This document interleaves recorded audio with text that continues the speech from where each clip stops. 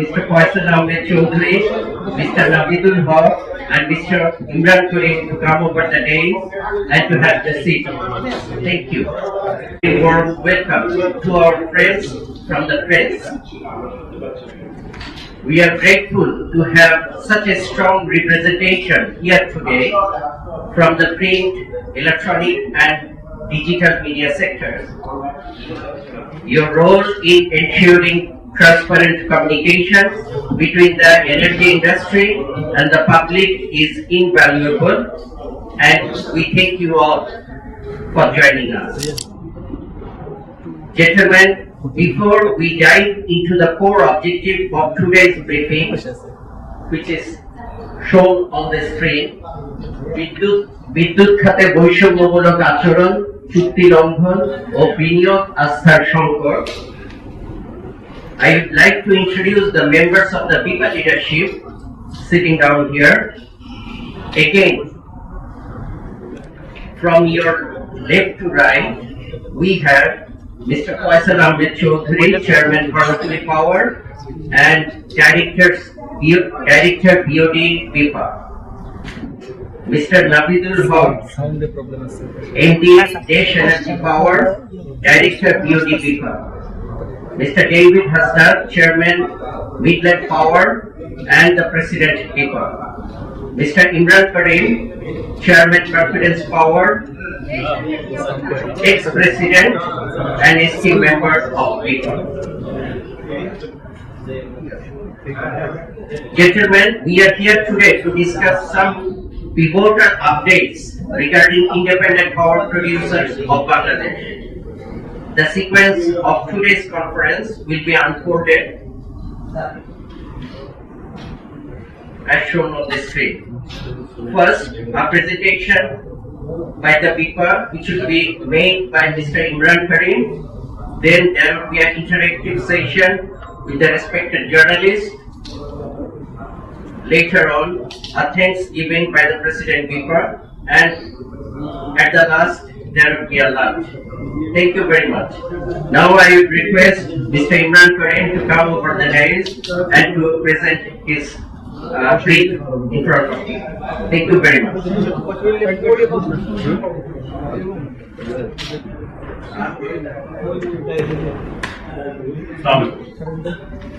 আজকে ওদের রাস্তায় জাম আছে, আরো কিছু সাংবাদিক আশা করছি আসবে।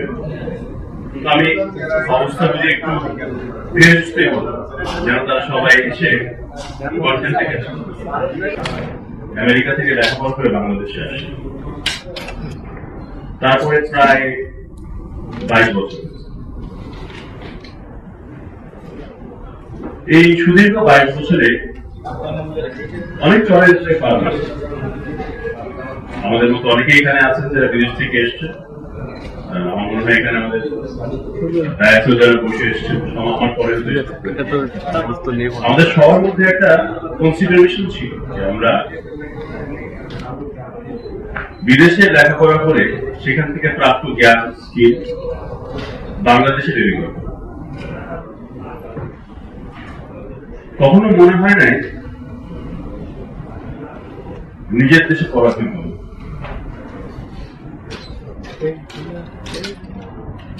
এই 2022-23 সালে একবার বলেছিলাম যে আমরা জ্বালানি আমদানি করি, দেশীয় কোম্পানি, আমাদের জ্বালানি আমদানির উপর ট্যাক্স আছে, কিন্তু বিদেশ থেকে বিদ্যুৎ আমদানি হয়, বিদ্যুৎ আমদানির উপর কোনো ট্যাক্স আছে। এরকম বৈষম্যমূলক আচরণ বোধহয় হয় না। দুর্ভাগ্যজনক সত্যি এই বৈষম্যের আসলে কোনো নিরসন এখন পর্যন্ত করে নাই। আজকে আমরা কিংবা আমি আপনাদেরকে যা দেখাবো কিংবা বলবো, সেটার মধ্যে অনেক কিছু নিয়ে আমরা আগে অনেকবার আলোচনা করেছি, কিন্তু আপনাদের সামনে কখনো তথ্য ভিত্তিক উপস্থাপনা দেয়নি যে বৈষম্যটা কোথায় এবং কিভাবে হচ্ছে। আজকে আমরা দেখাবো দেশি এবং বিদেশি কোম্পানির সঙ্গে পিডিবি চুক্তির ব্যবহারিক প্রয়োগের মধ্যে একটা স্পষ্ট বৈষম্য আছে। আমার ধারণা বৈষম্যটা এতই প্রকট, এটা বুঝিয়ে দেওয়ার জন্য কোনো আইন প্রয়োজন নেই। আপনারা জানেন যে বহুদিন ধরেই আমরা বিদ্যুতের বিল সময় মতো পাই না। এই জিনিসটা শুরু হয়েছে 2022 সালে রাশিয়া ইউক্রেন যুদ্ধের সময়, যখন জ্বালানির দাম অত্যন্ত বেড়ে গেল। সব অন্যান্য সমস্ত দেশের মতো বাংলাদেশেও একটা জ্বালানি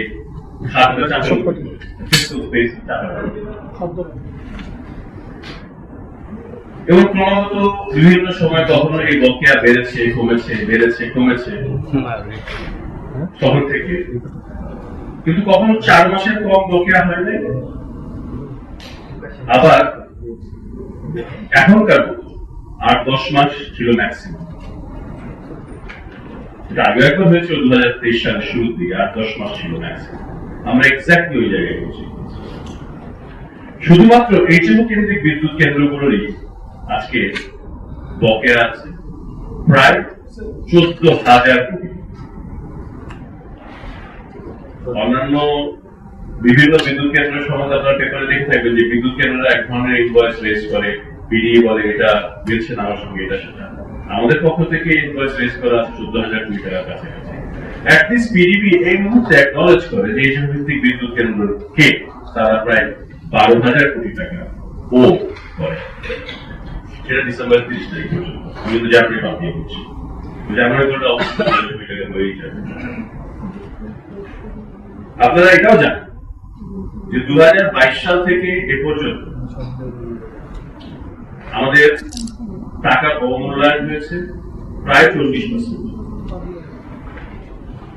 84-85 টাকা ডলার থেকে এখন আমরা প্রায় 122 টাকায় চলে এসেছি।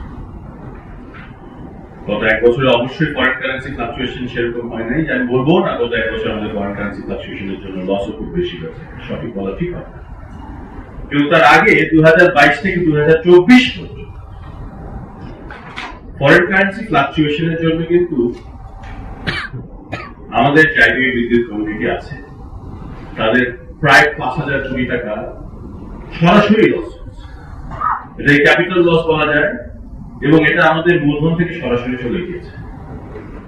আপনারা এটা রিফ্লেকশন দেখতে পাবেন আমাদের যে সমস্ত লিস্টেড আইপিপি কোম্পানি আছে ঢাকা স্টক এক্সচেঞ্জে, তাদের ইনকাম স্ট্রিম দেখলে বুঝতে পারবেন লস এবং লস। তো এই যে 8-10 মাসের যে এখন যে প্রায় বকেয়া, এবং তার আগে মিডিয়ানে সবচেয়ে কম ছিল 4 মাস, মিডিয়ানে বোধহয় 6 থেকে 7 মাসের মধ্যে হবে।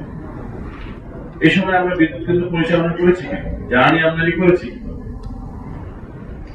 এখন তো মনে হয় কেনই বা করেছি, ওরা মধ্যে ঠিক হয়ে আমরা দেশীয় উদ্যোক্তা হিসেবে দেশের স্বার্থ সংরক্ষণ বিভিন্ন ব্যাংক এবং অর্থ লগ্নিকারী প্রতিষ্ঠানের কাছ থেকে টাকা উচ্চ মূল্যে ধার দিয়ে জ্বালানি,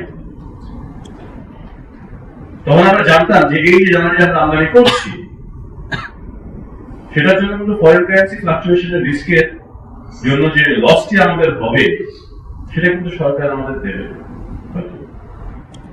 এখানে বলে রাখা জরুরি যে বিদেশি কোম্পানিদের জন্য কিন্তু পেমেন্টটা হয় হার্ড ডলারে, আর ফরচুনেটলি আমাদের জন্য হয় টাকা। আর জ্বালানির ক্ষেত্রে তো যখন ইনভয়েস রেজ করা হয় সেই দিনের জন্য প্রযোজ্য কনভার্সন রেটে আমাদেরকে ইনভয়েস রেজ করতে হয়। চিন্তা করেন 8-10 মাস পরে যখন পেমেন্টটা হয়, সে 85 টাকার ডলার কত টাকায় পৌঁছে গিয়েছে আপনারা সবাই জানেন। এই যে সুদ, এই যে ফরেন কারেন্সি ফ্লাকচুয়েশন, সেটা মিলে আমাদের বিদ্যুৎ বাংলাদেশি উদ্যোক্তা আছেন তাদের প্রায় 8,000 কোটি টাকা লস হচ্ছে সরাসরি। দুঃখজনক কথা হলো যাদের সঙ্গে আমাদের প্রায় নাম ধরে দেওয়া হয় এটা সেটা বলে, তারাও আমাদের এই লসটাকে অ্যাকনলেজ করেন না। অ্যাকনলেজ করা তো দূরের কথা, অ্যাপ্রিসিয়েটও করেন। বর্তমানে যে খুব একটা অ্যাপ্রিসিয়েশন হচ্ছে সেটাও বলে। যদিও আমাদের চুক্তিতে উল্লেখিত আছে নিজের রোজগার 13.2 নামে একটা চুক্তি আছে, যেখানে একটা ক্লজ আছে আমাদের পাওয়ার পারচেজ এগ্রিমেন্ট। এটা প্রত্যেকটা বিদ্যুৎ কেন্দ্রের চুক্তির মধ্যেই আছে, যেখানে বলা আছে পিডিবি যদি একটা নির্ধারিত সময়ের মধ্যে পেমেন্ট না দেয়, তাহলে পিডিবির যে উক্ত বিদ্যুৎ কেন্দ্র থেকে পাওয়ার ডিমান্ড করার যে অধিকার, সেটা স্থগিত থাকে। অনুরূপভাবে সেই বিদ্যুৎ কোম্পানির যে অব্লিগেশন বা দায়বদ্ধতা সে বিদ্যুৎ সরবরাহ করা, সেটাও স্থগিত করার অধিকার সে বিদ্যুৎ কোম্পানি রাখে। আমরা আজকে একটা সময় গিয়ে আপনাদেরকে দেখাবো একটি কোম্পানি, বিদেশি কোম্পানি, তার ক্ষেত্রে এই ক্লজটার ব্যবহারিক প্রয়োগ এবং আমাদের তো বাংলাদেশি কোম্পানির সঙ্গে এই ক্লজটার ব্যবহারিক প্রয়োগ এবং এটার পরে যে বৈষম্য যেটা হচ্ছে, সেটা মনে হয় আর বেশি চোখে আঙুলে দেখানোর প্রয়োজন হবে না। সামনে আপনারা জানেন অনেকদিন ধরেই অপারেশনাল আউটেজ নামক একটা বিষয় নিয়ে কথাবার্তা হচ্ছে। কেন হচ্ছে অপারেশনাল আউটেজ নিয়ে কথাবার্তা? কথাবার্তা এই জন্য হচ্ছে, পিডিবি আমাদেরকে বিদ্যুতের বিল দেয় না, দেওয়ার জন্য আমাদের আর্থিক সক্ষমতা হ্রাস পেয়েছে, কারো কারো শূন্য হয়েছে, কেউ কেউ ব্যাংকরাপ্ট হয়েছে। এমন অবস্থায় কিভাবে জ্বালানি আমদানি করে বিদ্যুৎ সরবরাহ করবে? এটার জন্য চুক্তিতে যে 13.2 ক্লজটি উল্লেখ করা আছে। শুধু তাই নয়, দেখা যায় যে যখন এরকম ভাবে কোন বিদ্যুৎ কোম্পানির আর্থিক সক্ষমতা সীমিত হয়, তখন তার প্রতি অতিরিক্ত বিদ্যুতের ডিমান্ড আরোপ করে সে অপারেশনাল আউটেজের পরিমাণটা বর্ধিত করার একটা হীন চেষ্টা, যেন সামষ্টিকভাবে কিংবা সামগ্রিকভাবে এই আউটেজের নম্বরটি এবং এই কাল্পনিক আউটেজ থেকে উদ্ভূত টাকার অঙ্কের পরিমাণটি অনেক বড় দেখায়। দুঃখজনক ভাবে সত্যি আইএমএফ কে বলা হচ্ছে যে এটা নাকি ওনারা আমাদের কাছ থেকে নিষেধ।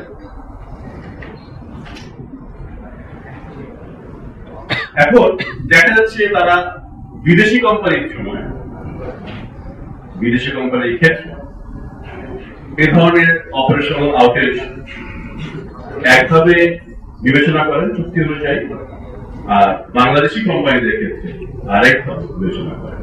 আপনারা জানেন 2024 সালে এই 5ই আগস্টের পরে একটা লম্বা সময় ধরে কিন্তু আদানি তার বিদ্যুৎ সরবরাহ কমিয়ে দিয়েছেন। সবাই না জানার কিছু নেই, সবাই জানে। ওই আদানি কি অপারেশনাল আউটেজ হয়েছে? ক্যালকুলেশন হয়। একটা চাইনিজ কোম্পানি, তার ক্ষেত্রে ঘটনাটি ঘটেছিল।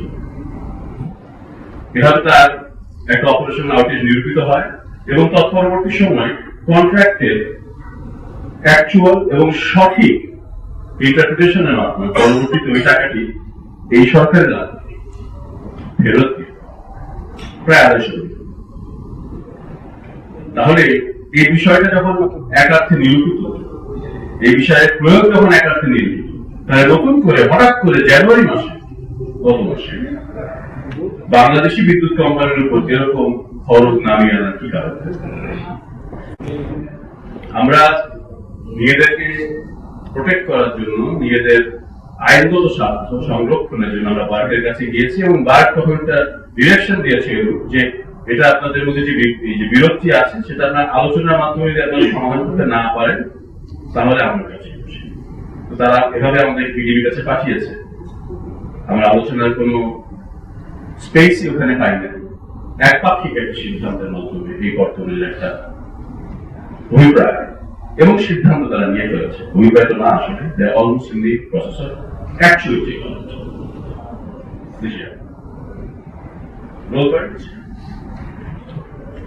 আমার খুব ভালো লেগেছে।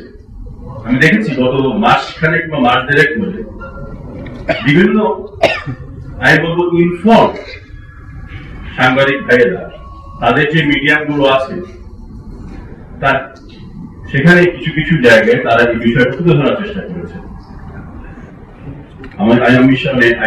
আমি বিশ্বাস করি যে আজকে আমাদের যে ডেমনস্ট্রেশনটা হবে কিংবা এই তথ্যগুলো আপনাদেরকে দেব এবং যে প্রমাণ দিয়ে আপনাদের সামনে আমলগুলো দেখিয়ে দেবো, এর পরবর্তীতে আপনারা সবাই এই ব্যাপারে আশ্বস্ত হবে যে আমরা আসলে ভুল কিছু করছি। বিদ্যুতের খুব একটা লোডশেডিং হয় না, এটা বাস্তবতা হয় না। তার দুটা কারণ ছিল। একটা ছিল গত বছরে বিদ্যুতের ডিমান্ড অপেক্ষাকৃত একটু সফট ছিল। সারা বছর ধরে প্রায় একটা লম্বা সময় ধরে হালকা হালকা বৃষ্টি চলেছে এবং তাতে বিদ্যুতের ডিমান্ড কিছুটা সফট ছিল।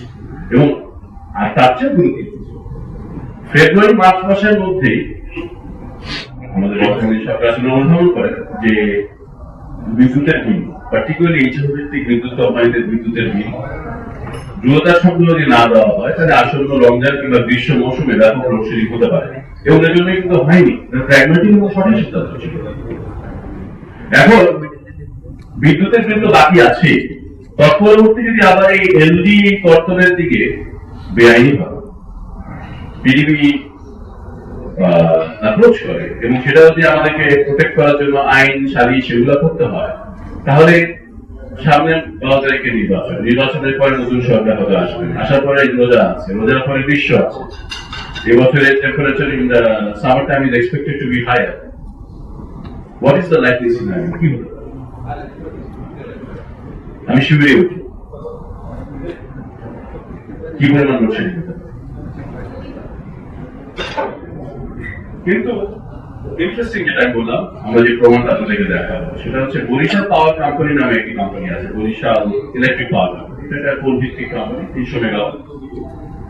তাদের চুক্তিতে অনুরূপ 13.2 যে ক্লজটি আছে, আমরা একটু পরে আমাদের যে কোনো একটি কন্ট্রাক্টে ক্লজটি কিরকম এবং তাদের কন্ট্রাক্টে ক্লজটি কিরকম পাশাপাশি রেখে আপনাদেরকে দেখাবো, আপনারা নিজেরা পরে বুঝে নেবেন কোন পার্থক্য আদৌ আছে কি। এবং তার পরবর্তীতে ওদের সেই ক্লজ ধরে পিডিবির যেই নিরূপণ, তাদের লয়ারের যে অভিমত, সেটা আমরা দেখাবো আপনাদেরকে। তারপরে ওইটার ভিত্তিতে পিডিবি কি অ্যাকশন, সেটাও আমরা দেখাবো। চুক্তিতে যদি ক্লজ একই থাকে এবং সেটাতে আপনারা মনে করেন এবং বরিশালের জন্য যদি এক ধরনের ট্রিটমেন্টটা এক্স হয়, তাহলে একই চুক্তির আওতায় অন্য যে কোনো কোম্পানির জন্য ট্রিটমেন্টটা তো একই হওয়া উচিত। সামনে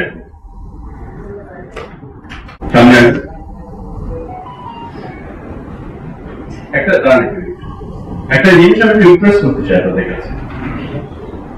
আমাদের এই মুহূর্তে প্রায় 14,000 কোটি টাকা, ছোটখাটো কোনো আমার 14,000 কোটি টাকা শুধুমাত্র এইচএফ অভিযোগ। আমরা যদি সামগ্রিকভাবে অন্যান্য বিদ্যুৎ কমিউনিটি, অন্যান্য বিদ্যুৎ উৎপাদনকারী যারা আছেন তাদের গ্যাস ট্যাস সব সহকারে ধরে, আমার ধারণা ইন এক্সেস অফ 25,000 কোটি টাকা হবে। কয়লাটা ধরে 30,000 কোটি টাকার কাছাকাছি, অনেক প্রক্রিয়া আজকের দিন রয়ে গেছে, কিন্তু যেটা আসলে সরকারকে অবশ্যই অ্যাড্রেস করতে হবে, তাহলে আমরা একটা বিপর্যয় থেকে যাচ্ছি। সামনে এই কথা এখানেই বলা আছে। আমি যা বলেছি আপনারা অন্যান্য সাংবাদিক ভাইরা, আমি জানি না, মানে আমি কোথায় দেখেছি বাংলাদেশ প্রতিদিন, দৈনিক বার্তা, নাম ধরেই বলি, অন্যান্য সবার নামগুলো মনে রেখে প্রথম আলোতে বলে দেখেছিলাম, মানে এই যে কামিং যে summer time and the coming Ramzan time will be a difficult time to manage the power energy situation. It is not us who is saying it. I think it is the consideration of all the experts and the news community. আপনাদেরকে বিদ্যুৎ দিতে বলেছে কে? কেন দিচ্ছে?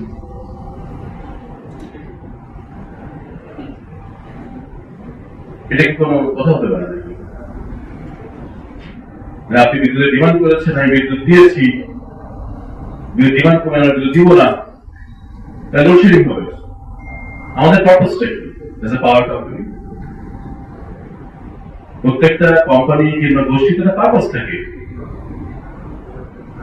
বিদ্যুৎ লাগবে আমরা বিদ্যুৎ দিব, কাস্টমার বিদ্যুৎ ডিমান্ড করবে আমরা বিদ্যুৎ দিব। এবং আমরা জেনারেলি একটা চাল ডাল কোম্পানির মতো না, আমরা যদি বিদ্যুৎ না দিই লোডশেডিং হবে। বিদ্যুৎ থাকা চলবে না, বাড়ি ঘরে অসুস্থ হয়ে থাকবে মানুষ। আমরা তাদের বিদ্যুৎ না দিয়ে কি করবো? আমরা কতটুকু বিদ্যুৎ দিতে পারবো যখন এরকম বকেয়া থাকবে? স্বাদ এবং সাধ্য তখন মিলবে না। আমার স্বাদ আছে 100% বিদ্যুৎ দেওয়া, আমার সাধ্য কি আছে আসলে? থাকবে কখন? তাহলে অনেক কি হবে দোষের। একেবারে দেখেন কিরকম একটা ক্যাচ 22 সিচুয়েশন বিদ্যুৎ পাওয়ার বিষয়ে। যখন বিদ্যুৎ না পাবে, লোডশেডিং হয়, আমাদেরকে বকাঝকা করে, মনে মনে গালিগালাজ করে, সামনাসামনিও করে, অসুবিধা নেই, we expect that। আসলে এটার জন্য আমরা কতটুকু রেসপন্সিবল? আপনারা কি চিন্তা করতে পারেন যে 14,000 কোটি টাকা বাকি থাকা অবস্থায় এই মুহূর্তে লোডশেডিং হচ্ছে না? How much strain the power companies are taking. দেখেন, গাড়ি আগে বলছেন 2003 সালে আমি এসছি, আমার মতো অনেকে এসছে। আমাদেরকে মানে বিদেশিদের প্রতি এক ধরনের আচরণ, মানে বিদেশিদের কালকে আমি চিন্তা করছিলাম এখন ডিপো অফিস থেকে আমাকে পাঠানো হলো, আমি তখন চিন্তা করছিলাম যে আসলে আমরা ওই যে যখন বলেন না মিরপুরে খেলছে বাংলাদেশ ক্রিকেট টিম, হোম ফিল্ডে খেলছে, কিছু অ্যাডভান্টেজ পাবো। তো বাংলাদেশ টিম ক্রিকেট যেহেতু সাউথ আফ্রিকা থেকে আসছে, অস্ট্রেলিয়া থেকে আসছে, আমাদের খেলা এবং টুর্নামেন্ট যেটা সম্ভাবনা বেড়ে যায় আমরা হোম ফিল্ডে আমরা খেলছি। তো দেশীয় উদ্যোক্তা হিসেবে আমরা হোম ফিল্ডে কবে খেলবো? কোনদিনই খেলতে পারবো? এদিক সেদিক থেকে একটা এমবেসি থেকে ফোন আসবে, তখন আমরা নিজের মাঠে দেখা যাবে যে আমরা আসলে অফ ফিল্ড খেলছি। পিচটা তো আমাদের জন্য বানানো হয় না। তো দেখেন কি হবে, দেখেন এই যে দেশপ্রেমিক এবং দায়িত্বশীল আচরণের পুরস্কার হিসেবে আমরা আজকে এই পাচ্ছি। আদানির মধ্যে যদি আমরা অর্ধেক বিদ্যুৎ বন্ধ করে দিতাম, বলতাম যে দিব না, কিংবা কোন বিদেশি কোম্পানি একটা দুটো পেমেন্ট বাকি থাকে না, ওদের আমরা বাকি দেখেছি 3 থেকে 4 মাস, 2 থেকে 3 মাস, এর বেশি ক্রস করলে সঙ্গে সঙ্গে বিদ্যুৎ বন্ধ করে দেয়, কিংবা দেওয়ার হুমকি দেয়। আমরা তো হুমকি ধামকিও দিতে পারি না, আমরা আপনাদের ভাই, কেন হুমকি দিব? আমি যদি বিদ্যুৎ না দিই, আমার ভুল আমাকে লাঠিয়ে দেওয়া হবে, কারণ আমার বাসায় বিদ্যুৎ না, এই রিস্কে আমরা নিতে পারি। কিন্তু এটা উপহার হিসেবে আপনি আমাকে দিচ্ছেন এলবি, মানে লাঠি। সামনে আমাদের মধ্যে অনেক বিদ্যুৎ কোম্পানি আছে যারা এখন ওই যে প্ল্যানের বাইরে ঋণ নিয়েছে, শোধ করতে পারছে না। নতুন নতুন ঋণের প্রয়োজন হচ্ছে, কিছু দুষ্ট ব্যবসায়ীর কারণে আমার ব্যাংকিং সেক্টরের সমস্যা সৃষ্টি হয়েছে। তো সেই দুষ্ট কোম্পানি যেগুলো আছে তাদের মধ্যে কি আমরা বলি? আমরা তো বাংলাদেশে আছে। দেখেন, দেশে থাকা, দেশের মানুষের জন্য চিন্তা করা এবং মানি লন্ডারিং না করার জন্য আমরা একটা সুন্দর উপহার পাচ্ছি। এটার নাম হচ্ছে পিআইএল, কাল্পনিক এলবি। নিজের দেশে খেলি, তাও আমার মনে হয় বিদেশের মাঠে খেলছি। কেমন লাগবে বলুন? তো আমি যখন প্রেসিডেন্ট ছিলাম, আমি শিওর আমার ডেভিড ভাইকে তো এরকমই হয়, মাঝে মাঝে আমরা প্রেসিডেন্ট হিসেবে অন্যান্য উদ্যোক্তাদেরকে ফোন করি, এই লোডশেডিং অনেক বেশি হচ্ছে, কিন্তু এইটাতে দেখ না কিছু এর কাছ থেকে তেল নিয়ে চালাতে পারিস কিনা। তখন তারা প্রায়শই আমাদেরকে আবার উল্টা ছাড়িয়ে ভাই আমি যে ব্যাংকের লোনটা আপনি সেটেল করে দিলেন, তাই আমরা একজন আরেকজনের কাছ থেকে তেল স্পেয়ার পার্টস এই সমস্ত শেয়ার করে কোন রকম চালিয়ে রেখেছি। কতটুকু ফেয়ার মনে হয় আপনার কাছে? আমরা কি আসলে আপনাদের সামনে আচ্ছা, এরকম যখন ঘটবে, এটা কি মনে হয় যে এই ঘটনাগুলো আসলে শুধুমাত্র বাংলাদেশিরাই দেখে, এটা বিদেশিরা দেখে না? তারা কি বিশ্বাস করবে যে যে জাতি কিংবা যে দেশ কিংবা কাস্টমার তার নিজের দেশের কোম্পানিতে যদি এরকম আচরণ করে, সে বহির্বিশ্বে ইনভেস্টমেন্ট কিভাবে ট্রিট করবে ভবিষ্যতে? আপনারা কি মনে করেন বহির্বিশ্ব থেকে ইনভেস্টমেন্ট আসবে বাংলাদেশিরা যদি বাংলাদেশে ইনভেস্টমেন্ট না করে ভবিষ্যতে? আমাদের ন্যাচুরালি সবসময়ের মতো এখনো দাবি একটাই, আমরা চুক্তি অনুযায়ী অতি সত্ত্বর বকেয়াগুলো পরিশোধ করার জন্য আমাদের কাস্টমার পিডিবিকে রিকোয়েস্ট করছি। নাহলে কিন্তু আসন্ন গ্রীষ্ম এবং রমজান মৌসুমে ব্যাপক লোডশেডিং হওয়ার সম্ভাবনা আছে। আর চুক্তির যে বিষয়গুলো আছে সেগুলো দেশীয় এবং বিদেশি কোম্পানির জন্য একইভাবে প্রয়োগ হতে হবে। আমরা কেউ মিরপুরে খেলবো, তাও মনে হবে আমরা আসলে চান্দিগারে খেলছি, এরকম হতে পারে। আমরা বলছি না যে আপনি বিদেশিদের প্রতি বিমাদাসে আচরণ করেন, আমাদের প্রতি করেন না। সামনে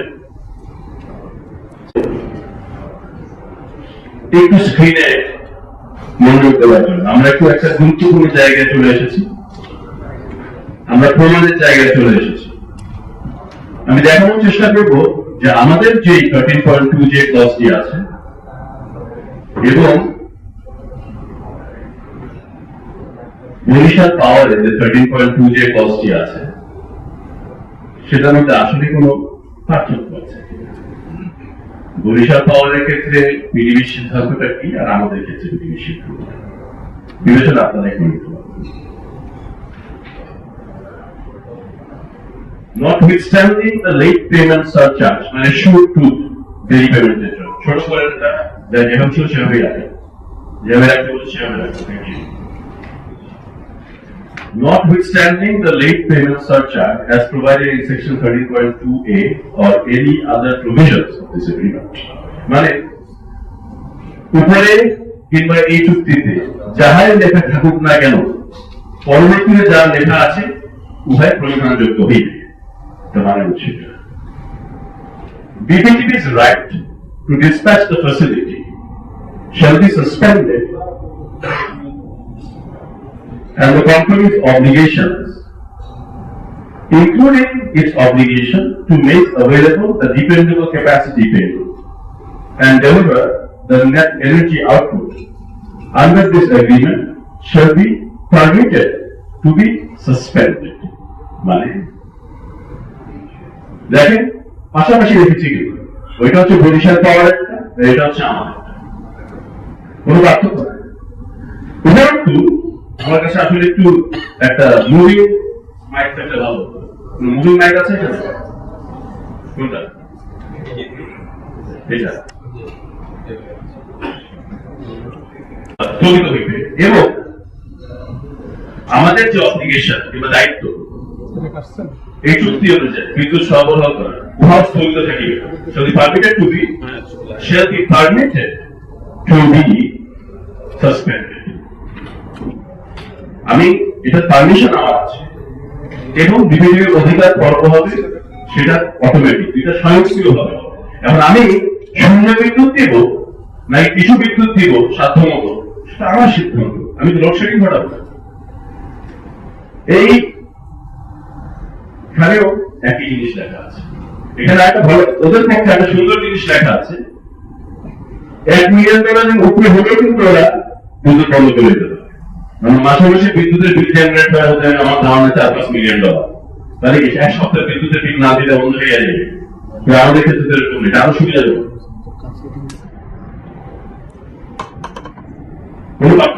During such suspension, to receive the capacity payment calculated on the basis of the dependable capacity existing immediately prior to such suspension. এটা দুইটাকে একই। লক্ষ্য করেন দুইটাই সামনে। আমরা এখন বরিশাল পাওয়ারের ক্ষেত্রে পিডিপি দেওয়ার যে সিদ্ধান্ত, সেটা আমরা কোন 9/9 এবং তারপরে আমাদের ক্ষেত্রে নেওয়ার সিদ্ধান্তটা 9/9 বিভিন্ন পার্থক্য আছে।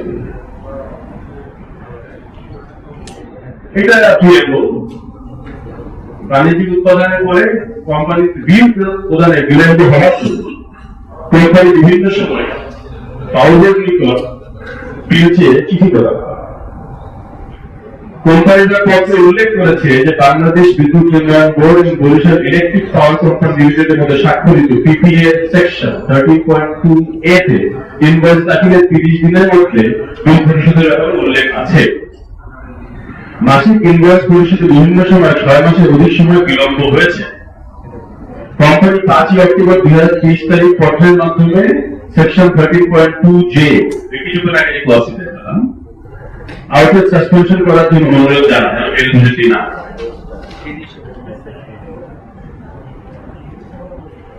গত 5 নভেম্বর 2023 তারিখে embassy of peoples republic of China in Bangladesh বিদ্যুৎ বিভাগ বরিশাল ইলেকট্রিক পাওয়ারের বকেয়া বিল পরিশোধের জন্য পত্র প্রদান করেছে। আমি এখন চিন্তা করছি বাংলাদেশি পাসপোর্টটা পরিত্যাগ করবে, এটা বিদেশি পাসপোর্ট আমার দেশে আমার পক্ষে ওকালতি করার জন্য একটা এমবেসিতে পাওয়া যাবে। কি হবে?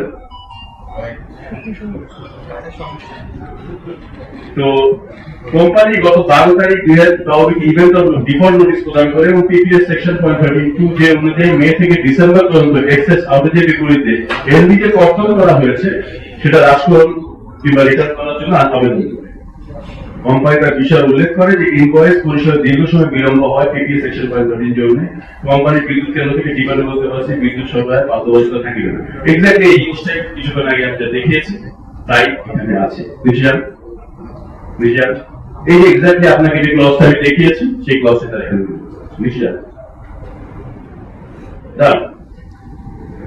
এটা কিন্তু পিডিবির অ্যাডমিশন, পিডিবি অ্যাডমিট করছে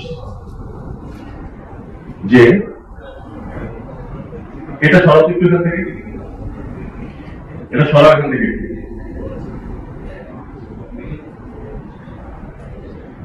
হ্যাঁ, পিপিএর উক্ত ক্লজ অনুযায়ী বাউগো হতে 30 দিন ডিউ ডেটের পরে আরো 10 দিনের মধ্যে বেশি বিলম্ব বিল প্রদান করা হলে বিদ্যুৎ কেন্দ্র পরিচালনা করার জন্য বাউগোর অধিকার সাসপেন্ড হবে। এটা পিডিবি কিন্তু অ্যাডমিট করছে তার অধিকার সাসপেন্ড হবে উপরোক্ত ক্লজ অনুযায়ী। তবে উক্ত সময় কোম্পানি পূর্ণ এবং তবে উক্ত সময় কোম্পানি পূর্ণ ক্যাপাসিটি প্রাপ্ত হইবে। এই প্রেক্ষিতে কোম্পানি মে 2023 থেকে শুরু করে উল্লেখিত সমস্যা সমূহ সমাধান না হওয়া পর্যন্ত আউটেজের গণনা সাসপেন্ড এবং ক্যাপাসিটি রিডাকশন না করার অনুরোধ করে। এখানে আরো কিছু কথাবার্তা লেখা আছে, দেখেন ডিউ ডেট থেকে 3-4 মাস বিলম্ব হয়। আপনারা জানেন গত 3 বছর ধরে এটা হচ্ছে আমাদের বেস্ট কেস সিনারিও, 3-4 মাসের বিলম্ব। আমাদের বিলম্ব হয় 8 থেকে 10 মাস। এটার মধ্যে কোনো দৃঢ়তাশীল আচরণ নাই। কোম্পানির কি সিদ্ধান্ত হয়? কোম্পানির বিল সমূহ পরিশোধে বিলম্ব হওয়া এবং সমসাময়িক সময়ে এইচভিভিসি বিদ্যুৎ কেন্দ্রগুলোর এক্সেস পাওয়ার আউটেজ জনিত কারণে ক্যাপাসিটি পেমেন্ট করতে স্থগিত করায় বরিশাল পাওয়ার কোম্পানির আবেদনের প্রেক্ষিতে পিপিএস সেকশন 13.2 যে অনুযায়ী গত 27 মার্চ 2024 তারিখে অনুষ্ঠিত বাংলাদেশে বিদ্যুৎ বোর্ডের একদম সভায় নিম্নোক্ত সিদ্ধান্ত গৃহীত হয়। কর্তৃত্ব ক্যাপাসিটি পেমেন্ট অর্থ ফেরত করার সিদ্ধান্ত গৃহীত হইল। তারপর এই বিষয়টা তাদের 270 কোটি টাকা পেমেন্ট তারা বোর্ড সহ উপস্থাপন তারা এটাও সিদ্ধান্ত নেয় যে এই পেমেন্টের আগে আমরা আমাদের একটা লয়ারের ওপিনিয়ন, নিজস্ব লয়ার তার একটা ওপিনিয়ন লয়ারের ওপিনিয়ন চলে যাবে। Reimbursement of the capacity payment for the period from May to October 2003, there is no scope for PBD to withdraw the reduced capacity payment of BEPC amounting to 70 কোটি টাকা only. এটা হচ্ছে তাদের লয়ারের opinion. তার মানে আমি দেখালাম আমাদের এবং Barishal power 13.2J suspension of delivery চুক্তিটা অ্যাবসলিউটলি হলো। আমি দেখালাম বরিশাল পাওয়ারের ক্ষেত্রে পিডিবি তার ল্যাব উন্নত সহকারে সিদ্ধান্ত নেয় যে এই ধরনের কর্তন আইন অনুযায়ী সঠিক হচ্ছে না, তাদের নিজস্ব অভিমত রয়েছে এবং তাদের নিজস্ব অভিমতটা রিকনফার্ম করার জন্য তারা তাদের লয়ার অপিনিয়ন নেয় এবং তাদের লয়ার তাদেরকে এই অপিনিয়ন দেয়। তারপর তাদের ওই পেমেন্ট প্রক্রিয়াকরণের জন্য একটা প্রসেস আছে, সেটা সেই ডকুমেন্ট যেটা আপনারা করে দেখিয়ে নিজে তারাও ডেটা দিতে চায়। এই সরকারের সময় 30/6/2025 তারিখে এই পেমেন্টটা করে এই যে একটা পেমেন্ট করে 220 কোটি টাকা নিচে যান, আরেকটা পেমেন্ট করে 50 কোটি টাকা, সেই 270 কোটি টাকা। আমি দেখালাম 13.2J দুইটা কোম্পানির জন্য কিংবা একই রকম এইচএফ বিদ্যুৎ কোম্পানি এবং বরিশাল। আমি দেখলাম কিভাবে পিডিবি ওই কোম্পানির জন্য সিদ্ধান্ত নিল যে এটা তাদের অধিকার নাই কর্তন করার এবং সে অ্যাফার্ম করার জন্য সে তার লয়ারের ওপিনিয়ন দিল এবং সে লয়ারটাকে কি অভিমত দিল। সেই অভিমত প্রাপ্ত হওয়ার পরে সে উক্ত টাকাটি ফেরত দিয়ে। এখন আমাদের কিন্তু সিদ্ধান্তটা দেখে কি আছে একটা জায়গা এটা কি করছে না, এটা হচ্ছে বেসিক্যালি 5/2/2026 ফেব্রুয়ারি মাসে 7 দিন পরে নির্বাচন। সিদ্ধান্ত কি এই ক্যাপাসিটি পেমেন্টের অতিরিক্ত ক্যাপাসিটি পেমেন্টের যে এলডি আদায় করা প্রসঙ্গে এটা হচ্ছে এজেন্ডা। সিদ্ধান্ত কি দেখেছি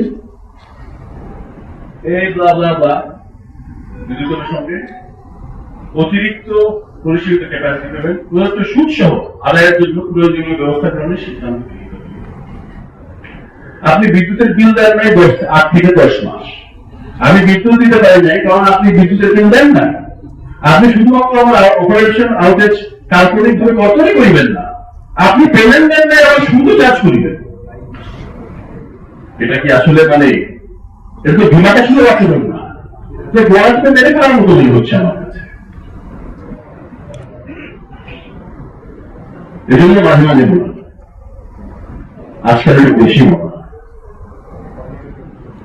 নিজের পাসপোর্টটা বোধহয় দেখিয়ে দিয়ে একটা বহির্বিশ্বের পাসপোর্ট নিলে বোধহয় ভালো করতাম। অ্যাটলিস্ট আমার জন্য কথা বলার জন্য বাংলাদেশে একটা বহির্বিশ্বের এমবেসি থাকে। ভালো থাকবেন সবাই, কথা জানা মনে থাকে। Thank you very much, Mr. Imran Karim, for the deliberate briefing. Ladies and gentlemen, this will be the most vibrant section now. We'll have interactive section. We have the BIFA leadership sitting in front of you.